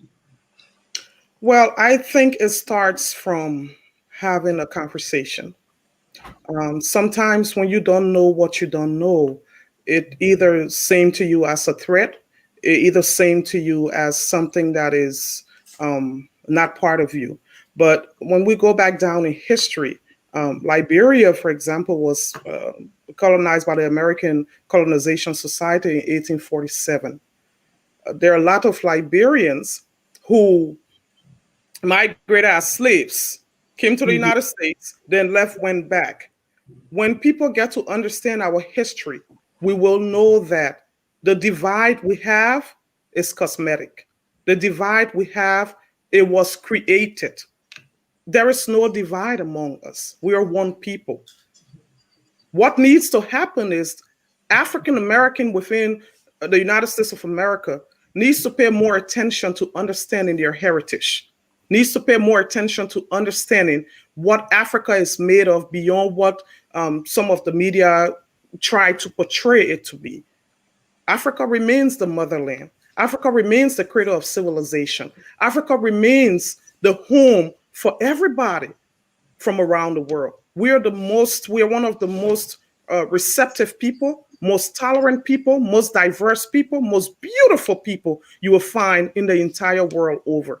When the Black Americans see immigrants from Africa, that should not be this question of superiority amongst African American and that of African from the continent, because by doing so, you're only basically trying to just show that you don't know where you're coming from. Because if you know where you're coming from, you will protect your own. You will accept your own. You will encourage. You will build. You will be there for your own. There is no need for us to continue to have these different divides. And what you're saying is a real thing. I was just talking just before we got on the show and asking someone for their opinion about the whole Black Lives Matter movement, and they was saying that we cannot have black killing blacks and think that it's okay, and we continue to speak about other race killing blacks. We need to look at these conversations. It may be hard to talk about, but it's real. It's happening. Black people cannot start seeing each other from a point of superiority and inferiority. No, we're all the same people. We all migrated from the motherland through one means or another. And because of that, we need to pay homage back to Africa, respect our culture, respect our diversity, respect and honor our values as one people. Okay. So I'll come back to you on this subject because I think this is a very interesting conversation. I've always wanted to sort of have a conversation with some of our people in reference to this. But I'll go to Ms. Jeanette. So Ms. Jeanette, you are the voice for people with disabilities. Correct. And we know that we don't talk as much about involvement with people with disabilities when it comes to civic engagement, even as Black people with disabilities. What steps do you think need to be taken to have people with disabilities, especially Africans with disabilities, more engaged, more civically engaged in the process, in the political process, and in the electoral process? I think it's correct what you are saying. Persons with disabilities are still invisible. And when people are talking about diversity, inclusion, they always forget that we have over 1 billion of persons with disabilities. And over 1 billion is a kind of the population close to the population of Africa. That means it's huge. So right now, there is a bill pending at the state, at Senate. It's called the Office of International Disability Rights Act. This is to improve the life of persons with disabilities around the world. So this is why I am bringing up this topic, so that people can understand that we are talking about building an inclusive community.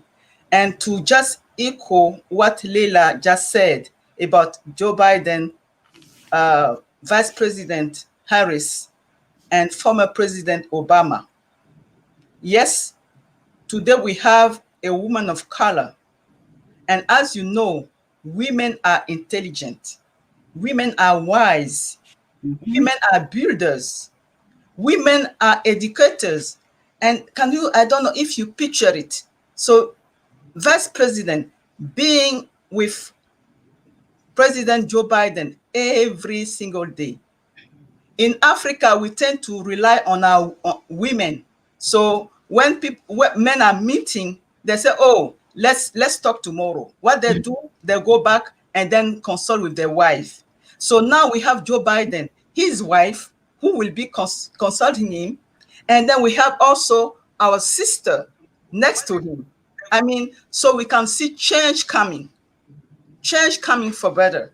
So why don't we include all people?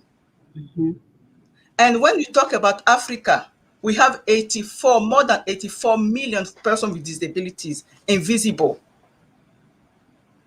And our African leaders are not doing anything. So we believe that with this new administration, not only it will impact the people of the United States, but they will also lead to improve life of people in general in Africa.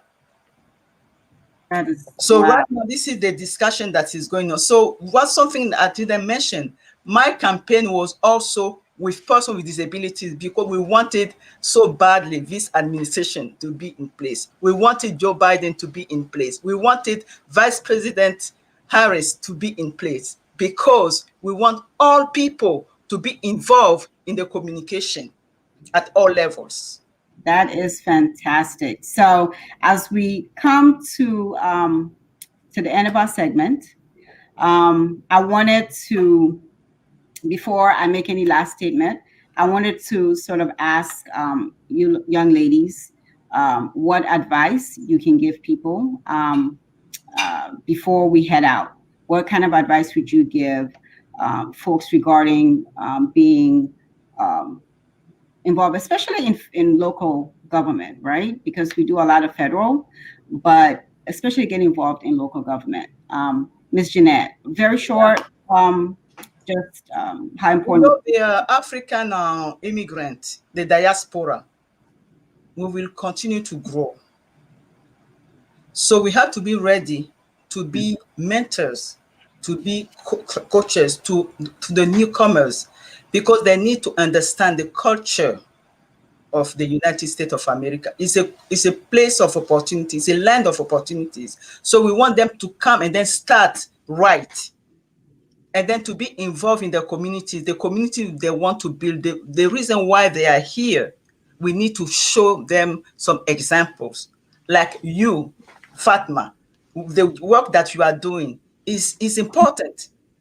So we need to tell them, to direct them to the right path so that they can also succeed and be a good citizen in the United States of America.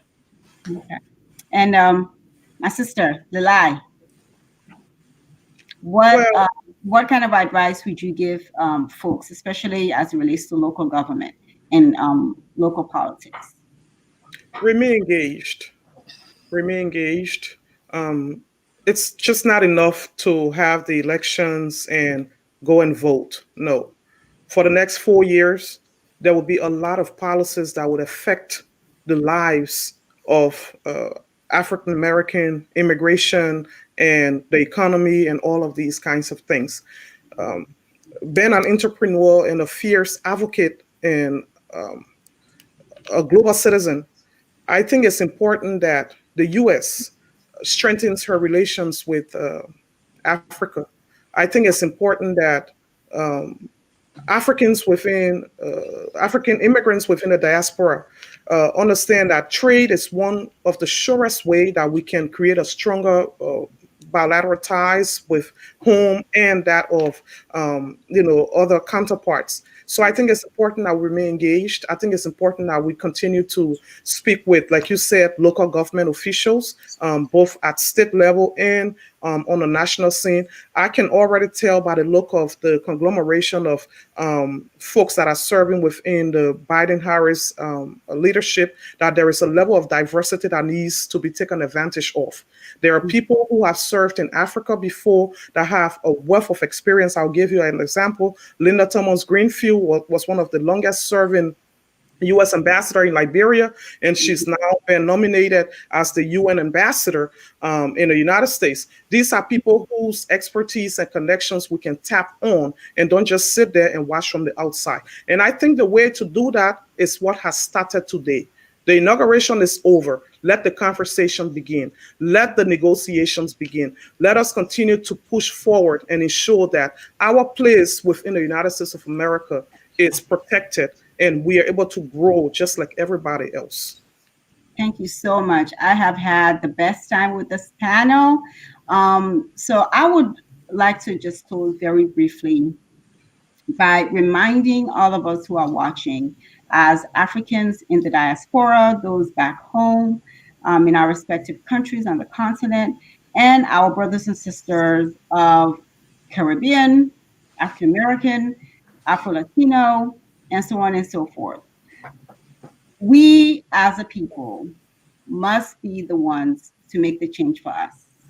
So when we were speaking about the Black Lives Matter issue and the bridging of the divide, I believe that we need to come together to have an honest conversation from both from both sides. As diasporans, as an immigrant who grew up here in this country as a child, I knew that when I left my house, I was a Black child.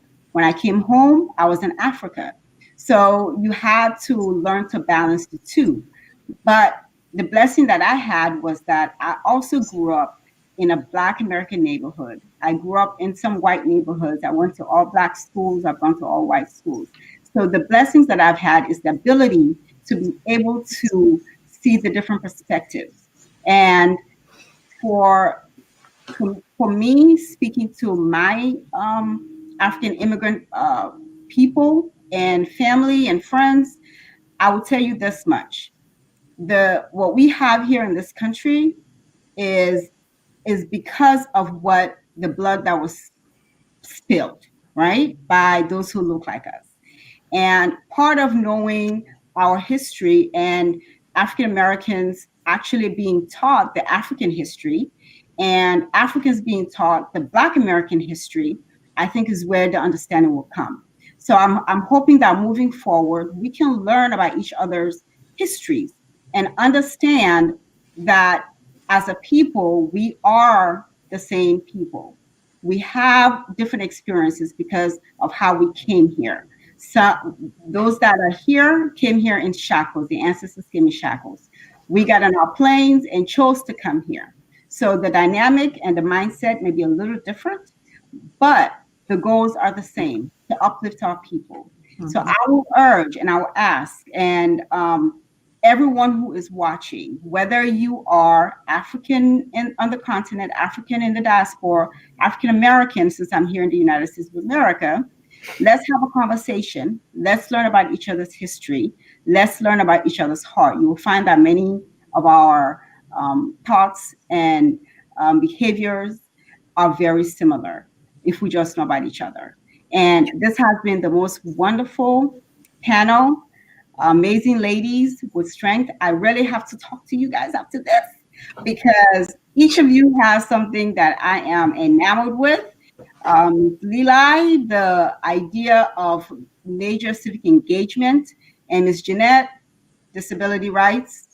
I'm your girl, and I cannot wait to have a conversation with you too after this and hopefully collaborate on some things. And I want to say congratulations to our amazing Madam Vice President and our Uncle Joe. Now, our President, Joe Biden. This is going to be an amazing 4 years. But people don't forget, in 2 years, we'll be having more elections. So we're going to have a House, and Reverend Warnock will be having an election. So in Georgia. So let's not sleep. The work starts right now. Civic engagement does not end at the end of an election. It's just. So I urge everyone to get ready, get back on the horse, and keep fighting because we need it. That's the only way our voices will be heard. Okay? It's been a pleasure, Fatmata. It's been a pleasure. Thank you. Same here. And I hope.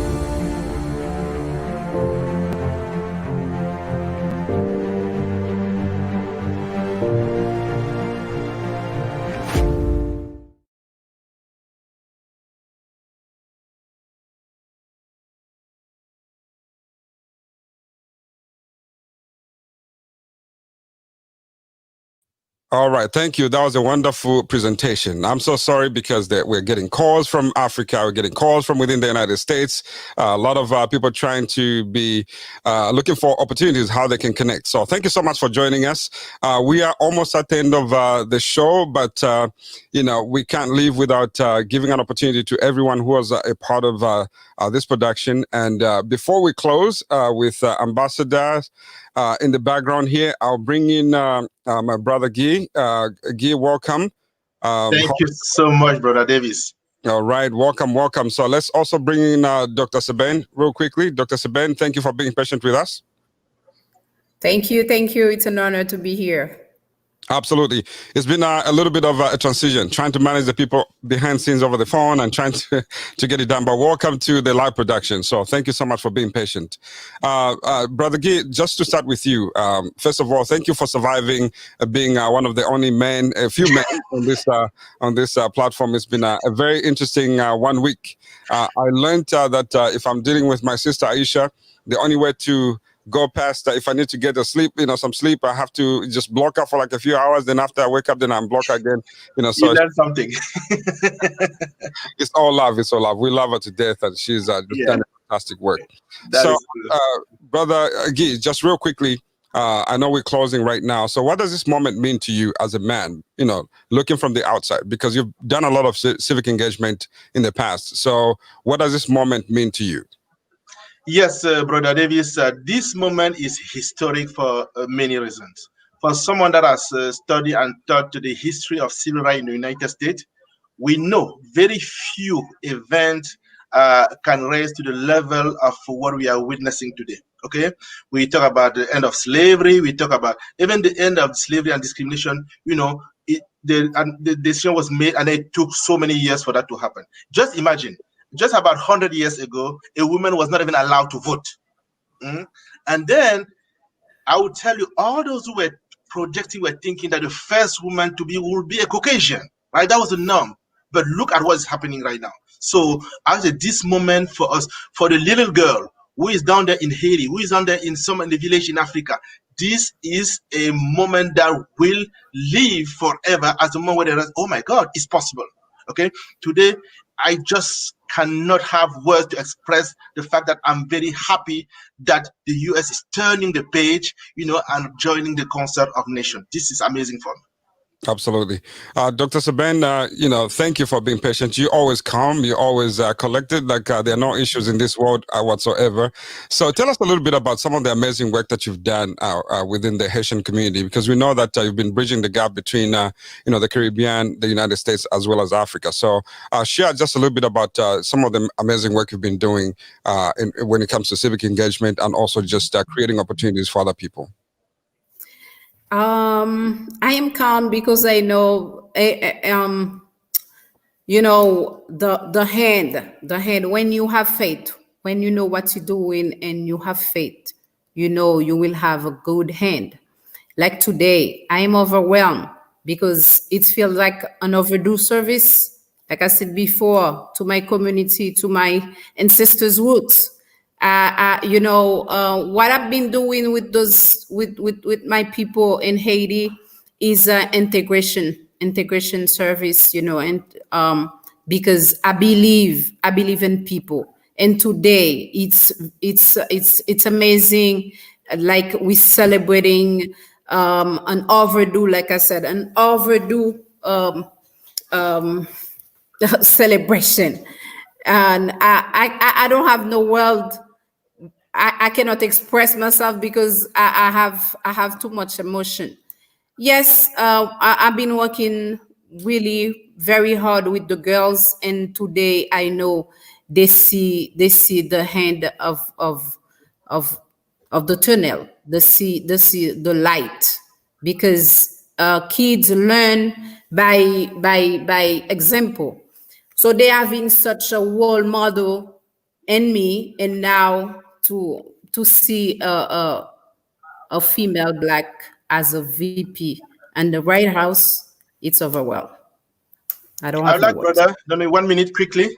Yes. Yes, she's very humble, and I just want to tell you that I came back from Haiti just with her. We were in Haiti about 2 weeks ago. I met a young woman. She's just 20 years old. She told me she was a prostitute at around, she was not even maybe 15. This lady in front of us, Dr. Martelly, pull her on the street and tell her you have a brighter future. That young woman was singing she was singing to a program, and people were saying she has hope. I'm just taking that one example. So she's very humble. She doesn't talk that much, but she has done an amazing job. And I'm so happy that she's now a part of this movement, and she'll be working with Aisha and all of group, so that whatever she's done over there, we can duplicate that in other part of the world. Thank you. Absolutely. I'm glad that you mentioned that because I wanted to make sure that she speaks about it a little bit because we know what type of work she can do behind scenes. But as I said before, she's very humble. So in closing, Dr. Sabin, what will be your last word to a young lady looking at you right now? Quickly, as we transition through, what will be your last words to encourage a young lady who's looking at you right now, trying to be, to walk in your shoes someday in future? I can tell them to educate themselves because you can be whatever you want if you are well educated.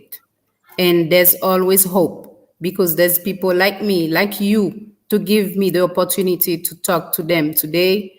And like the Ambassador Joken, I am so grateful to you guys and to the people that watching me from Haiti, my girls. I tell you, really to have faith, to continue the lutte. I say that in French, Kembe, Palage, that's Creole. And thank you very much for giving me the opportunity to really say congratulations to the new female VP in the United States of America. Fantastic, fantastic. It's like you read my mind. I was going to give you the opportunity for you to say something in your language. And earlier on, those of you that have been watching since the beginning, I said that we're hoping that by the end of this show, you can pick up a couple accents from different countries other than your own. So, Brother Guy, I'm going to give you an opportunity as well. What will be your words of wisdom to the folks that are watching you in Cameroon in your own native language, if you will, please?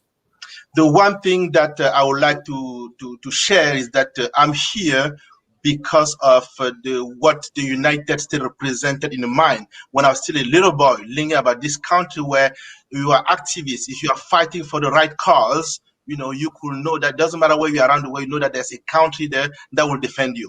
Today, we saw that the president, the vice president have clearly stated that the United Nations is back of playing the role. We're not going to have a journalist that's killed somewhere and the president of the United States is going to look somewhere else. We have a team, a prosecutor that is going to be there to make sure that justice is done. So to all the civil rights activists around the world, my cry is that the day has come where you don't need to be afraid anymore. You know that the United States is going to be there to defend you and to support you. And I'll be proud to be part of that team. Thank you very much. Absolutely, absolutely. So like they say, injustice anywhere is injustice everywhere. But I wanted to give you an opportunity, just 30 seconds. Say what you just said in your language, please, to the folks that are watching. Okay, moi Charlotte za moi ga son we khum mega ntsungta la nsa pe pungoge nanda and la na timbongo bo puga intro mon ju te wumbo President Joe Biden po vice president ga melush te Thank you, merci. Absolutely, absolutely. Thank you very much. Thank you, sir. Thank you very much. So, folks, we're going to take a very short break. When we come back, we're going to introduce Ambassador Lisa Parks as we close, and Reverend Adjoa. If you're in the back there, we see you. So, thank you so much. Enjoy the show. We are closing down. So, if you have any questions, those of you that have been sending questions and trying to call us when we are live, it's unfortunate we couldn't cater to you, but we'll be available after this. And I would encourage the ladies that are in the green room, if you can stay, we can just have a moment, pray together after we're done as we celebrate the new president and the vice president. So stay tuned. We'll be right back.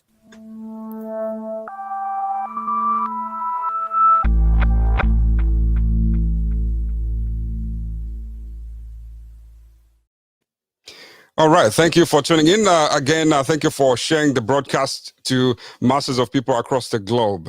I am so honored and very humbled to bring in Ambassador Lisa Parks. How are you doing? It's been a minute. It's good to see you. How's Philly? Philly changed the world. How are you doing?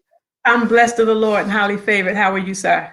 I am wonderful. It's good to see you with your smile as always. Good to see you as well again. Mm-hmm. Couldn't close without you being in our midst. So we wanted to give you this opportunity to do what you do. We know what this day means. You are in Philly. Philly is part of the change in this country. So I want to give you that opportunity, a couple minutes for you to do what you do. We thank you for all the work that you've done, relentlessly for many, many, many years. And folks that are watching right now, they get to look up to you and follow you and try to connect with you. And it's okay. We have the babies in the back. They're trying to be part of the history. Yes, they are. Well, thank you. To President Joseph R. Biden, the 46th President of the United States. Hello, I'm Ambassador Prophetess Lisa Parks of Joy of God Ministries in the city of brotherly love and sisterly affection, Philadelphia, Pennsylvania. It is said that in order to be a great leader, one must be a good follower. And with all your years of experience in building your statesmanship, you have been an honorable man, willing to leverage all those years in order to support President Obama and his vision for this nation. Mr. President, I congratulate you and say that you have done both well. It is the desire of every leader to see those who follow them excel and exceed them. Well, you have done both very well. I often say that it takes a number one person to be a number two. And let me just tell you, Mr. Biden, President Biden, that you are our number two who has become our number one. And we are so proud of that. My sisters and I stand united together behind you. We will neither stand back nor stand by, but we will stand up, praying and interceding for you, your family, your administrations, and all those who have authority over us. In Judges 20, the children of Israel went to the Lord to ask who would go to battle first. Their reply was, send Judah first. Judah represents praise. President Biden, and Vice President Harris, I encourage you, when adversity comes up, don't get weary. Send Judah first. Put your praise on. Let your sisters know that you need us. We are standing here ready to stand and fight with you in prayer. We are standing up. We're standing united and watching you usher in a new era as we all are united together in bringing our country back to a new United States. Thank you. Congratulations on what it is that you are about to do and what you have already done. Thank you so much.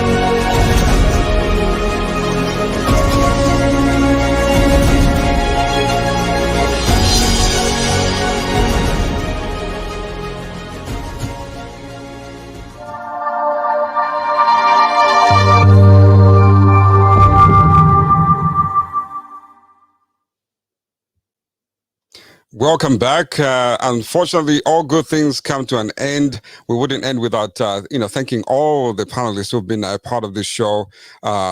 Strong women, strong men who support strong women. It's been an honor for me to be a part of this production, and just I've created so many relationships. I don't even know the right words I can use to describe the moment that I've experienced with all these wonderful women. So as we come to an end, I want to bring in closing, Miss Aisha. Miss Aisha, she's been a friend for a long time. She's my sister. We go back and forth. She tells me something in French. I don't understand. I respond in my language, and we go back and forth just like that. So there's no communication, but somehow we get things done. Here we are. So I'm going to bring in my sister, Sylvia, here. Miss Sylvia, I appreciate you. I love you, my sister. It's been an honor to experience, all the havoc with you.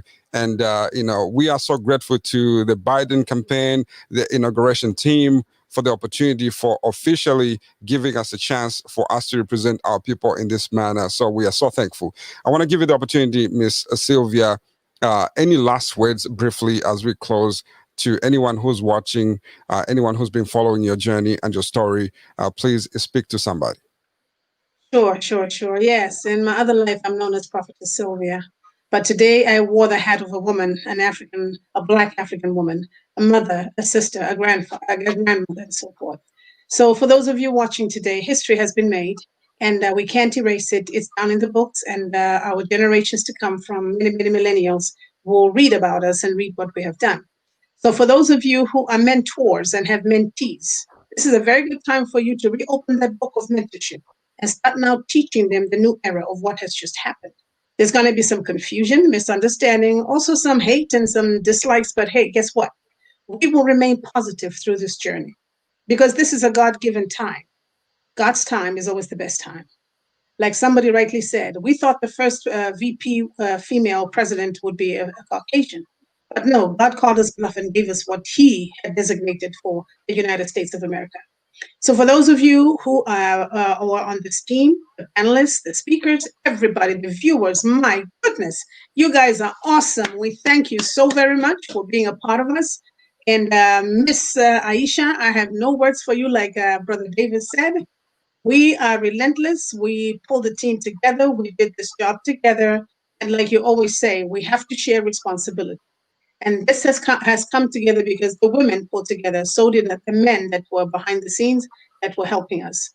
So by God's grace, we say thank you to the Biden regime for giving us this opportunity to feature, as well as to speak our minds and to speak of our joy and to rejoice in this victory or in this history-making event. So with that being said, Brother Davis, as always, outstanding job. Outstanding job. You never cease to amaze me. Everything you host, anything I work with you on, I always learn something new and I always see something new about you. And today, my brother, do also crack that glass ceiling up there. I'm with you. Sister Aisha, God bless you. Let's continue this journey. Let's not stop now. Like somebody else said, the job has just begun.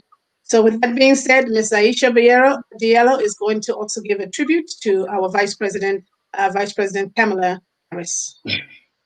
Thank you very much, my sister. Thank you, Mr. David. And I want to thank every panelist, all the people that work behind and in the front and all to make this happen today.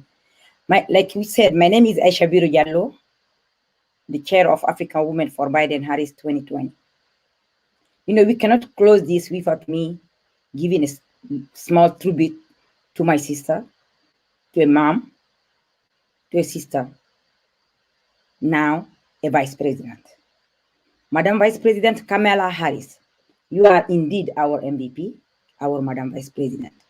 Already, you have encouraged and lead by examples. And that is why and how I was inspired to co-fund the African Women for Biden Harris, which brings us today to celebrate your victory, our victory. As a woman of African and South Asian descent, we watch you get knocked down and you rise back up with grit and you keep working. All on the way, you encourage us to listen, to speak, to collaborate, to participate, to knock doors, to make those phone calls. And yes, to vote. Hell yeah, we did. We come out in force. We supported you. We supported President Joe Biden. Some of us found our courage to rise because of you, and we are still standing. Madam Vice President, you took it one step further. You extended yourself, your family, to offer a personalized guidance and grace as with your presence in the middle of the most grilling demand of the world. And this level of this dedication is why we continue standing with you, having your back. Madam Vice President, you are our star player, our MVP, and we, the women, are your team. We ready to make a great history or her story because you had broke that glass ceiling. Together, we thank Mr. President Joe Biden for making an excellent pick on that day of August 2020 by choosing you as his running mate. He would have never made a better choice than you. Yes, there was a lot online with you, but he chose the right person for the right moment. We will win together, we will struggle together, and we will rise up together.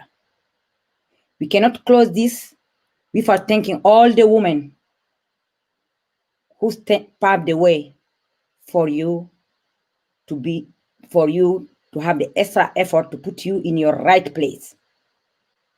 Like Rosa Parks sat, so Ruby could walk, and so Camilla can run. Yes, like you said, you are not the first, you are not the last, you are the first, but you are not the last. And with that, with your perseverance, your consistency, and our working together, you won't be the last. It's another girl around there, far away from the US, thinking, yes, I can be that woman. Seeing you today swearing in, make me proud. And I remember in March, and the last day when you drop out of the election we met at the Congress. I won't say what we said to each other that day, but we're gonna keep fighting. Like Nancy Pelosi said, one destiny, one country, one nation, under God. We have to unite, and today we unite behind you, behind Joe Biden. We love you. We got your back. Thank you. Merci. Shukran. God bless America.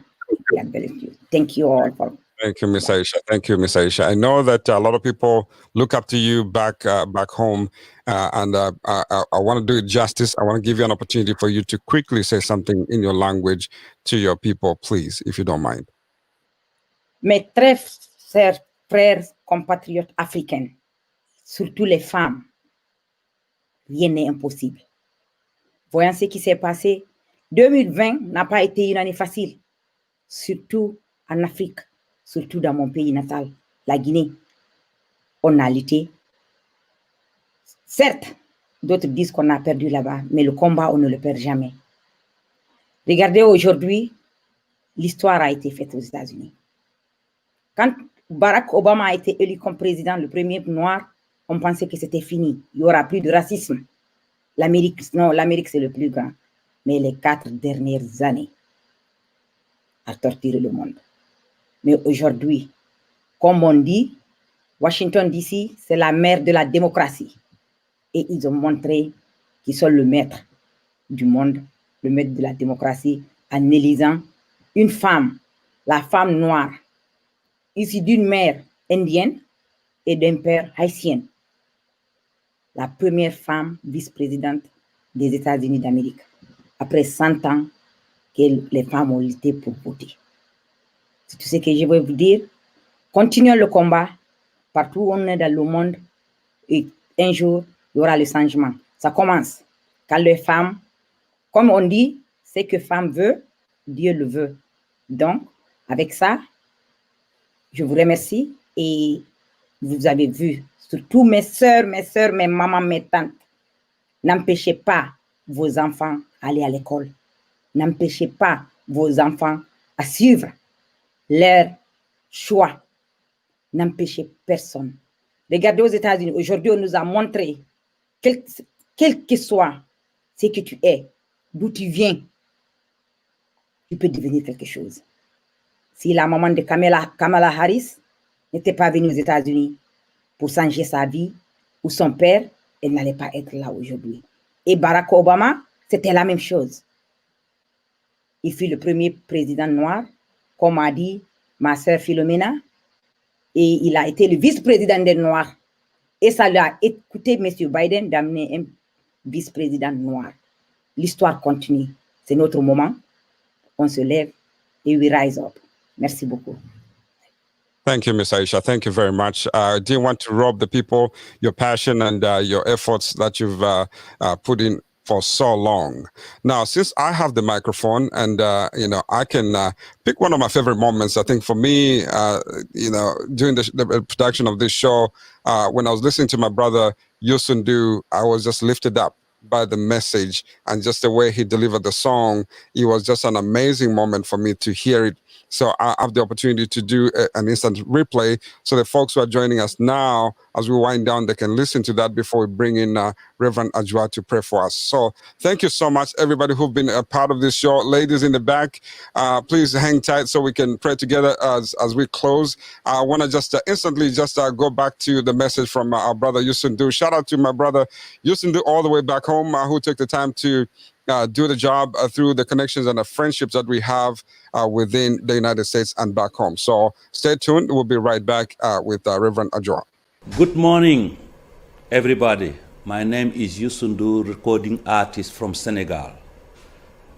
I want to congratulate President Biden and Vice President Kamala Harris winning this election in US.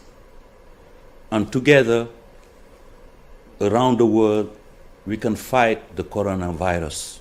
It's terrible.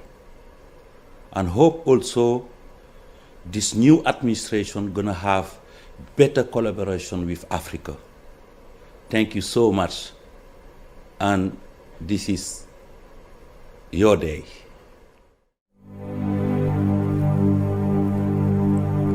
If I had work to make a day for you, I sing you a morning golden angel. I will make this day last for all time. Give you a light, depend shine. If I had words to make a day for you, I'll sing you a morning golden angel. I will make this day last for all time. Give you a light deep in moonshine. If I had words to make a day for you, I'd sing you a morning golden angel. I will make this day last for all time. Give you a light deep in moonshine. Félicitations, Mr. President Joe Biden and Vice President Kamala Harris. Yes.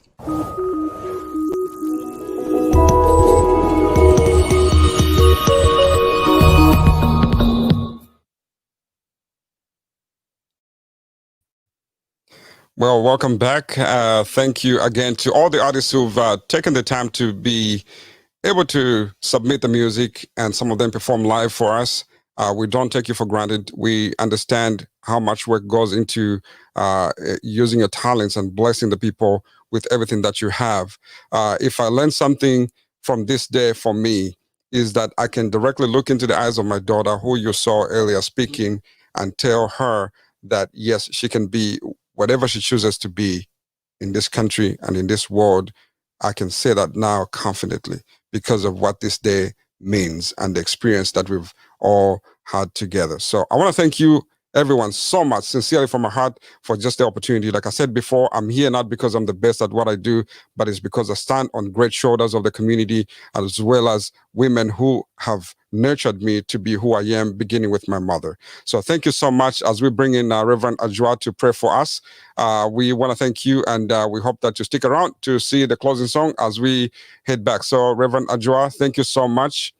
We appreciate you. We recognize your presence. We recognize your work in the community as well as your faith. And, marrying the two sometimes is not easy, politics and faith and everything else that you do in the community. But we thank you and we do not take this moment for granted. So we want to give you a moment of benediction as we close, please. Thank you. Thank you. Let us pray. Our Father, who art in heaven, hallowed be thy name. Thy kingdom come, thy will be done, on earth as it is in heaven. Give us this day our daily bread, and forgive us our trespasses, as we forgive those who trespass against us. Lead us not into temptation, but deliver us from evil. For thine is the kingdom, the power, and the glory, forever and ever. Amen.